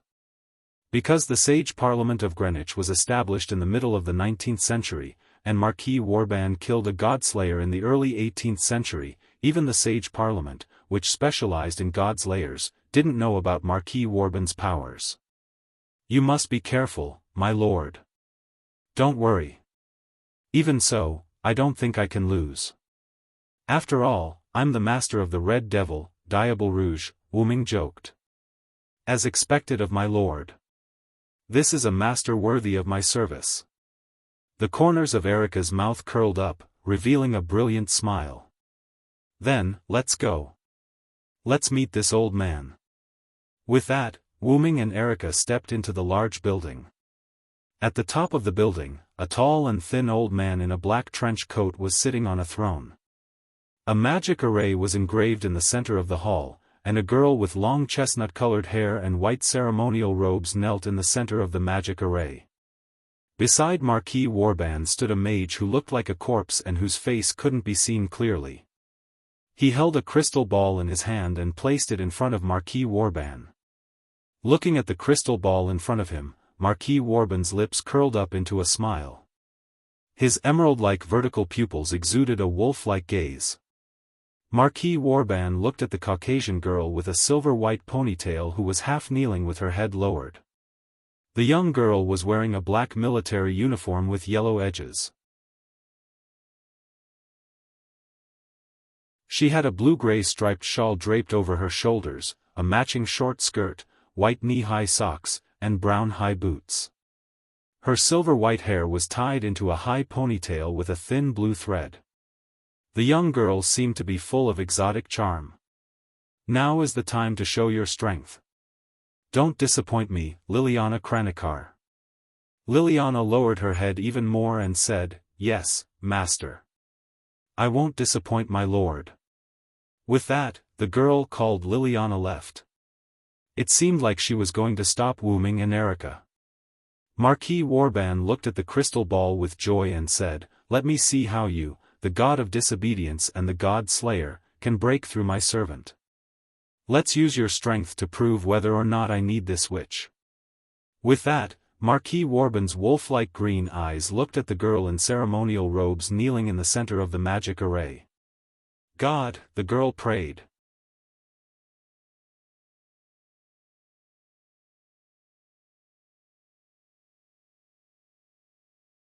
Chapter 173. As soon as they walked into the building, Wu Ming and Erica were attacked by a large number of undead. After slashing the last undead with Reinhardt, Erica turned to Wu Ming, who had dealt with some of the undead and was standing by the side, watching her on the phone. After seeing Erica destroy the last undead, Wu Ming hung up the phone. Thank you for your hard work, Erica. Wu Ming said.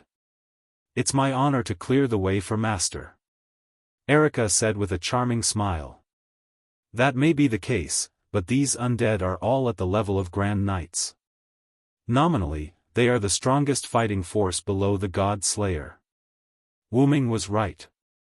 Each of these materialized undead had the power of a Great Knight, which was the highest level below the God Slayer. Erica, who was only 16 years old, had reached the Great Knight level at this moment. Because of her loyalty to Wu Ming, she received the title of Red Devil. The reason why she was said to be the strongest combat power below the Godslayer was that there was now an additional level, Paladin. The former Red Demon, Diable Rouge, Erica's uncle, Paul Brantley, who fought against the Black Prince Yerek with Alice, was promoted to a Paladin because of his deeds of fighting against the Godslayer. Because Paul's level had reached the highest Great Knight level, and above that was the Godslayer. Therefore, Greenwich's Sage Council updated a new level, Paladin. It could be said that the level of Paladin was specially set up for Paul. As for who else would resist the Godslayer in the future, maybe they would also be promoted to Paladin. Because the theorem that humans could not defeat the God-Slayer had been deeply rooted in people's hearts, the level of Paladin was set up for those who were above Great Knight, but not the God-Slayer. Erica, who was only 16 years old, was able to reach the level of Great Knight. Coupled with her excellent character, it could be seen how good Erica was as a knight. Of course, but it would be better if you leave these people to me, Wu Ming. I, Erica Brantley, will clear everything for my master. At this moment, Erica was like a proud lioness, full of pride. Yes, next time. I'm in a hurry now. I can't wait to see this old man. Afterward, Wu Ming and Erica walked up the stairs leading to a higher floor. Was that a call from Salvatore just now? Erica asked Wu Ming as they hurried along. Well, he's the only one who can know my phone number and call me. Wu Ming looked a little tired at the moment and sighed. After being knocked unconscious by Wu Ming, Salvatore took almost 3 days to wake up. The first thing Salvatore did after waking up was to call Wu Ming. At this time, Wu Ming came to Marquis Wu Ming's building, so the scene of Erica cleaning up the undead appeared. That guy said something like, "You must be looking for trouble with old Master Warband now, so don't die. That old man is quite difficult to deal with, my good friend Wu Ming." Speaking of which, when did I become his best friend? Wu Ming smiled calmly. It was obvious that he felt helpless towards this fellow. Erica smiled slightly, showing a charming smile at the corner of her mouth. Salvatore must have regarded you as a strong opponent. You should know that Salvatore is an idiot in all aspects except swordsmanship. Since he can remember your name, Wu Ming, it means that he has regarded you as a strong opponent. In fact, Erica was right. Salvatore was knocked unconscious in a few moves. Although there was a certain degree of luck and the other party was not familiar with Wu Ming's ability, Salvatore thought that a loss was a loss. As a result, Salvatore remembered Wu Ming. I wanted to ask him if he knew about Marquis Warband's authority. As a result, this guy said, "How can I remember this kind of thing? Just hit him." I don't know what to say. Wu Ming sighed again. I'm also a fool for counting on that idiot, Erica smiled. Wu Ming is more like a human than the god of disobedience and the god slayer. Wu Ming could not help but think of his previous life. If Wu Ming was not picked up by the old dean, who knows what he would have become now. He might become even weirder because no one took care of him, and he would look down on humans completely. Because of this, Wu Ming respected the old man who had passed away the most. Wu Ming was indeed a problematic child. Wu Ming could not despise humans now, thanks to the people Wu Ming met. Wu Ming's second most respected person and his skills mentor, Wu Ming was naturally very important to Wu Ming. Ireland, Britain, Uruk, Nasalik, France, and Toki City, Japan. Wu Ming recalled the lands he had experienced and the various people he had met. Thinking of this, Wu Ming was in a much better mood. Even the desire to fight with Marquis Warband had lessened a lot. That's because I have a bond. Looking at Wu Ming, who was smiling particularly brightly, Erica was also stunned for a moment. Then, she smiled as well. Then, can I also be a part of it? Wu Ming smiled and did not answer. Erica, on the other hand, saw the answer in Wu Ming's eyes. For some reason, the other party did not stop them at all. Wu Ming and Erica did not encounter any enemies along the way. In the end, when Wu Ming and Erica were about to reach the top, a young girl walked out of the darkness. So it's you, Lily. It seemed to be someone Erica knew. Seeing that she had taken out a silver military knife, Wu Ming did not say anything and continued to walk to the top. I'll leave it to you, Erica. Yes, my lord. Erica watched Wu Ming leave before looking at Liliana. It's really fate to meet you here. I thought the rumors that you went to Marquis Warband's place were false. Liliana looked at Erica with a serious expression. Holding the silver military knife in her hand, she said, "There's no need to catch up. I've received Marquis Warband's order to stop you." Although I can't stop the advance of the King of Disobedience, I can stop your advance. As she spoke, Liliana's military knife began to glow. Is that so? Then let's try it. Erica held the thin sword and placed it in front of her. Then, she continued. It's time for a duel, Lionheart, Coeur de Lion. My wings, become the steel of the phantom blade, silver master craftsman, Il Maestro, grant me strength. As two prodigies of two Italian magic societies and the attendants of two kings, Erica and Liliana began to fight for their respective masters. At the top was an empty hall. In the center of the hall was a complicated and precise magic array.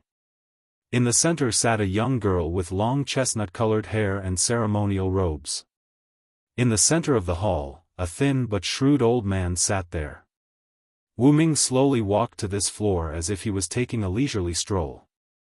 In the darkness, Marquis Warban's green vertical pupils exuded a cunning gaze. His gaze was fixed on Wu Ming. Wu Ming looked at Warban.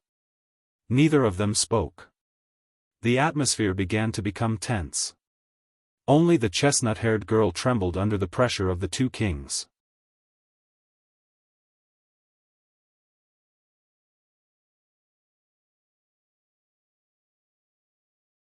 Chapter 174. After about 10 minutes of stalemate, Marquis Warban spoke first. I didn't expect the god of disobedience to become a god slayer. This is something I have never encountered in the past 300 years. Warban's voice sounded a bit old. He was an old man with a story, but Wu Ming didn't care about that. Now I'm a god slayer. Let's not talk about the identity of the god of disobedience. Warban, you came to England to find me, right? Wu Ming crossed his arms in front of his chest with a calm expression and a smile on his face.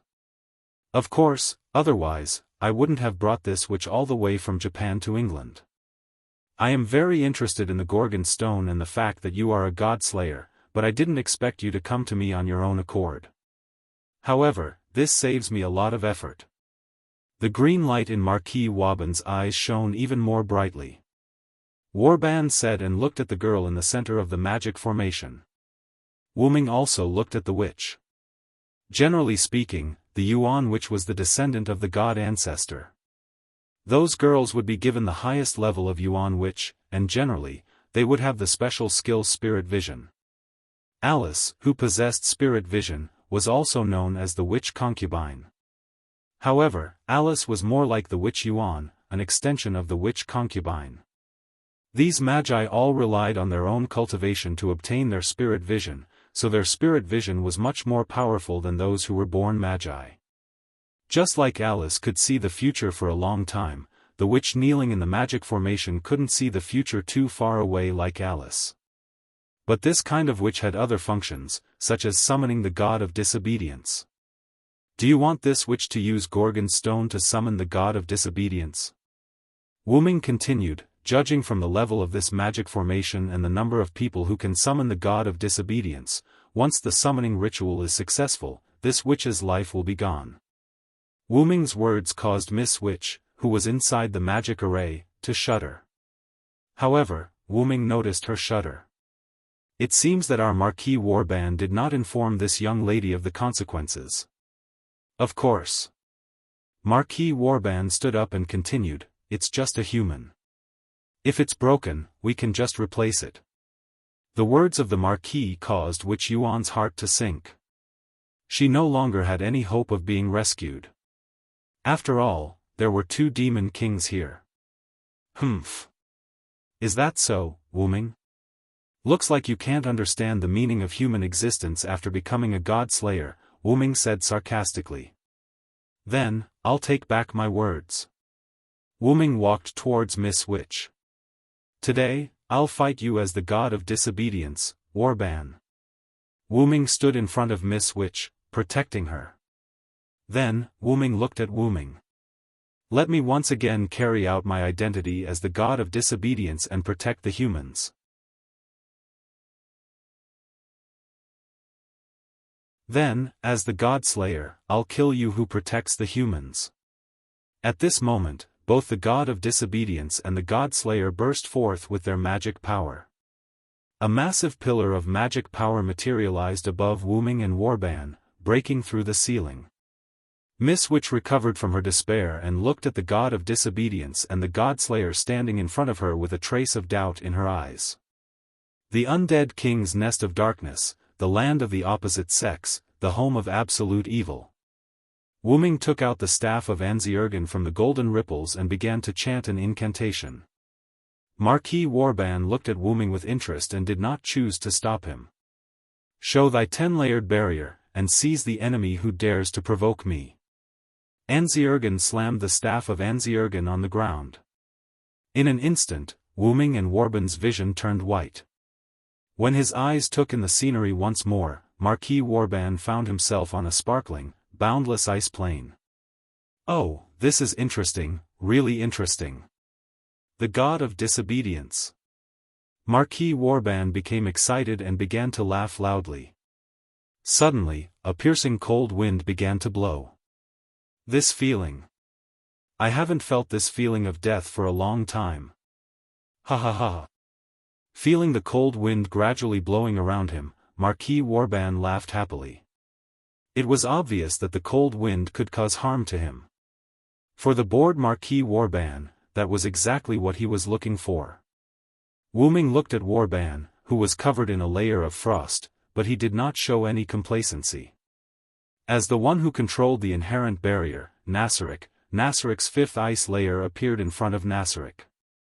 Although the god's layers had extremely terrifying magic resistance, the essence of the inherent enchantment was a secret technique that allowed the spiritual world to invade the real world and drag the people around it into the spiritual world. Therefore, the inherent enchantment was effective even against the god's layers. Of course, in the eyes of Miko, Wu Ming and Warban disappeared in an instant. The fifth layer of Nazalic had a passive effect that continuously froze the intruder, and that effect ignored the enemy's defense. When the Crusade team invaded Nazalic, because they had items that could resist this effect, or they relied on their level to directly pass the fifth layer did not stop many enemies. However, this didn't mean that the fifth level of Nazalic and the other areas of Nazalic were weak. The reason why a game was because it was challenging. As a hidden dungeon, it was extremely difficult to clear Nazalic. In addition, Nazalic was transformed into a guild encampment by the current members of Anziwergong, and its performance was enhanced a lot. The reason why the players were able to break through Nazalic was that the enemy had a large number of people, and the second reason was that the enemy had items that could resist the field effect. One must know that the game Yggdrasil was famous for its high degree of freedom, which led to many bug-level items and skills being countered by even more bug-like items and skills. That was why the game Yggdrasil attracted the players with such a high degree of freedom. However, many of the bug-level effects in Nazalic had become great weapons in other worlds without game items. The eternal frozen wind that blew on the ice field was such a negative bug. In short, Marquis Warban couldn't stand the damage. However, for the God Slayer's physique, that alone could not kill him. Come on. The unknown god of disobedience.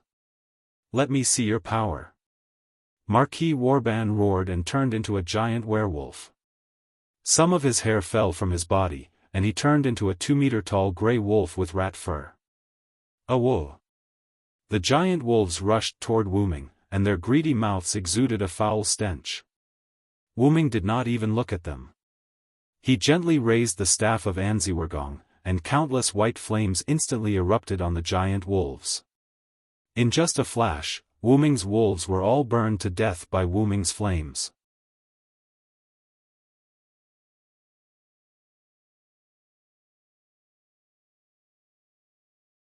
Chapter 175. What? Marquis Woban was very surprised. He knew that Roland was not someone to be messed with, so he specifically summoned those high-level Grand Knights, but Roland was able to destroy them all in an instant. What kind of magic is this? Marquis Woban roared from the giant werewolf. A magic trick that works is a good magic trick. Ming did not answer Marquis Woban's question. Instead, he smiled a little sarcastically. The staff of Anziergen had an automatic attack function, and it was comparable to a world-class item with a large number of high-level spells. If the staff of Anziergen didn't have a passive skill like the World's Blessing, it could be said to be a world-class item. Furthermore, the magic within the staff of Ains Ergong that had been upgraded to a relic had also been upgraded, becoming an existence that could harm the gods. Ming took the initiative to activate the staff of Anziergen's skill, Holy Fire, which was a 9th-tier spell that dealt great damage to targets with negative justice value. Woban's giant werewolves did not look like they had positive justice value. Naturally, those werewolves were instantly killed. You're right, this is more interesting. Slowly, rain clouds began to gather in the sky within the inherent boundary. Within a few breaths, the rain clouds had completely gathered. Ming could not help but frown. Nazarik's barrier was good, but it was too similar to the real world. So, how about this? Woban's body began to burst out a large amount of curse power, and dark purple lightning condensed in his mouth. With a howl, Ming spat out the purple lightning from his mouth, and a huge purple lightning pillar rushed toward Ming. The emerald on the staff of Anziergen flickered, and a large number of green vines broke out of the ice and formed a super thick wooden shield in front of Ming. Boom! Ming's figure was buried by a large amount of dust caused by the impact of the lightning and the wooden shield. Ming's figure instantly appeared on the other side of the smoke. It seems that using magic is too much of a bully for an old man like you who doesn't know magic. Do you need me to fight you without using magic? Ming mocked. Humph. Stop joking. Even if your magic has reached the realm of gods, it can't do any significant damage to me. You're just saying that because you're at your wit's end. Marquis Oban roared. Tisk, Ming spat unhappily. In fact, Marquis Ming was right. Although the magic that Ming had learned was useful, it was not very useful on the God-Slayer who had extremely high resistance to curses. It was the same for the Lune runes. Although Silent Wonder could release the magic god's seal of the first rune, Silent Wonder did not think that the Grade A Noble Phantasm would be able to cause much damage to Marquis Warban. At the very least, he would be able to tear off a layer of Warban's skin. In that case, I'll use this sword. After saying that, Ming put the staff of Ains Ergong back into the golden ripple that suddenly appeared, and then took out a silver-white long sword from it. X-Silver, that's the name of this sword. Ming held the holy sword and said to Ming. X-Silver. This is X-Silver. Marquis Oban was surprised. Ming's eyes lit up. Does Marquis Oban also know about this sword? Marquis Oban said with some excitement, of course, it would be strange if I didn't know about this sword. I didn't expect the 7th God-Slayer to be a British silver dragon. The rain clouds in the sky became denser, and the power of lightning contained in them became more powerful. Ha ha ha. This trip is really worth it. Marquis Oban laughed and turned back into a human from his werewolf form. The strongest and most mysterious knight of the Knights of the Round Table, King Arthur's most trusted man, one of the only 2 beliefs of the Knights of the Round Table, the noble knight who incarnated into the legendary British silver dragon, Vilo Thuranst. Marquis Oban was a little excited. Such a powerful enemy must be able to satisfy his boredom. When the world judged Ming as the god of disobedience, Ming thought of such a result. His own mythology was probably the evolution of what happened to him in the history of the M-shaped moon. And the mythology of the world of the gods' layers was made up by people, so it was not surprising that a god had several divine names, and even a god in other pantheons. Holding the X-Silver in both hands, Ming said with a smile full of fighting spirit on his face, "It doesn't feel good to be known by the later generations, but, Marquis Oban, come and fight me." Ming's ruby-like eyes flickered. "Come, Vilo Thuranst." Marquis Oban roared angrily, and his body began to change. This time, the transformation was different from before, as dragon scales began to grow all over his body. Soon, Marquis Oben's transformation was complete, and what appeared in front of Wu Ming was a giant black dragon with ferocious dragon scales all over its body. Wu Ming estimated that the black dragon was about 60 meters long without its wings. "I haven't slain a dragon before, you should feel honored, Oben." So, Wu Ming directly released his noble artifact. The stars hidden in the world. The X-silver sword began to emit a white light, and the black dragon roared angrily, flapping its wings and rushing towards Wu Ming. The holy sword that can wipe out all evil. Looking at the charging Oben, Wu Ming held the sword with both hands. Cracks appeared on the sword, and an even more dazzling golden light burst out from it. "Don't cover your light anymore." The X-silver sword was completely shattered, and a dazzling golden sword of light appeared. It kept floating, and the silver sword fragments attached to the golden sword of light. The black underworld flames that the black dragon spewed out were all blocked by the Aurora pillar. Shine. The sword of light expanded and soared into the sky. The black dragon rushed in front of Wu Ming, and swung its giant dragon claw with a dense aura of death. Silver meteor. Roar, roar, roar. The black dragon let out a miserable roar. Instantly, dazzling white starlight filled the 5th level, and it did not stop for a long time. In the outside world, Erica and Liliana were constantly fighting, and their swords were flying everywhere. However, one was flying in the sky, while the other was running on the ground. But anyone with a discerning eye could see that Erica was slightly at a disadvantage. Erica suddenly jumped back, and after a short pause, she said, "As expected of you, Lily." Liliana had the bloodline of the witch, and she had learned the long-lost, difficult flying magic, which was why she could fly in the sky. "Don't talk nonsense. This is a battlefield." Liliana was a bit irritable. Erica continued, "Logically speaking, you shouldn't be the kind of person who would accept a brutal demon king like Marquis Oben." Liliana did not say anything. Instead, she looked at Erica with an irritated gaze. Could it be? Erica seemed to have thought of something, and she continued, "Because I'm loyal to Wu Ming, your grandfather offered you to Marquis Oben out of jealousy?" "Tsk," Liliana said unhappily, looking at Erica with an ugly expression. "Talk is useless. Erica Browntree, keep fighting."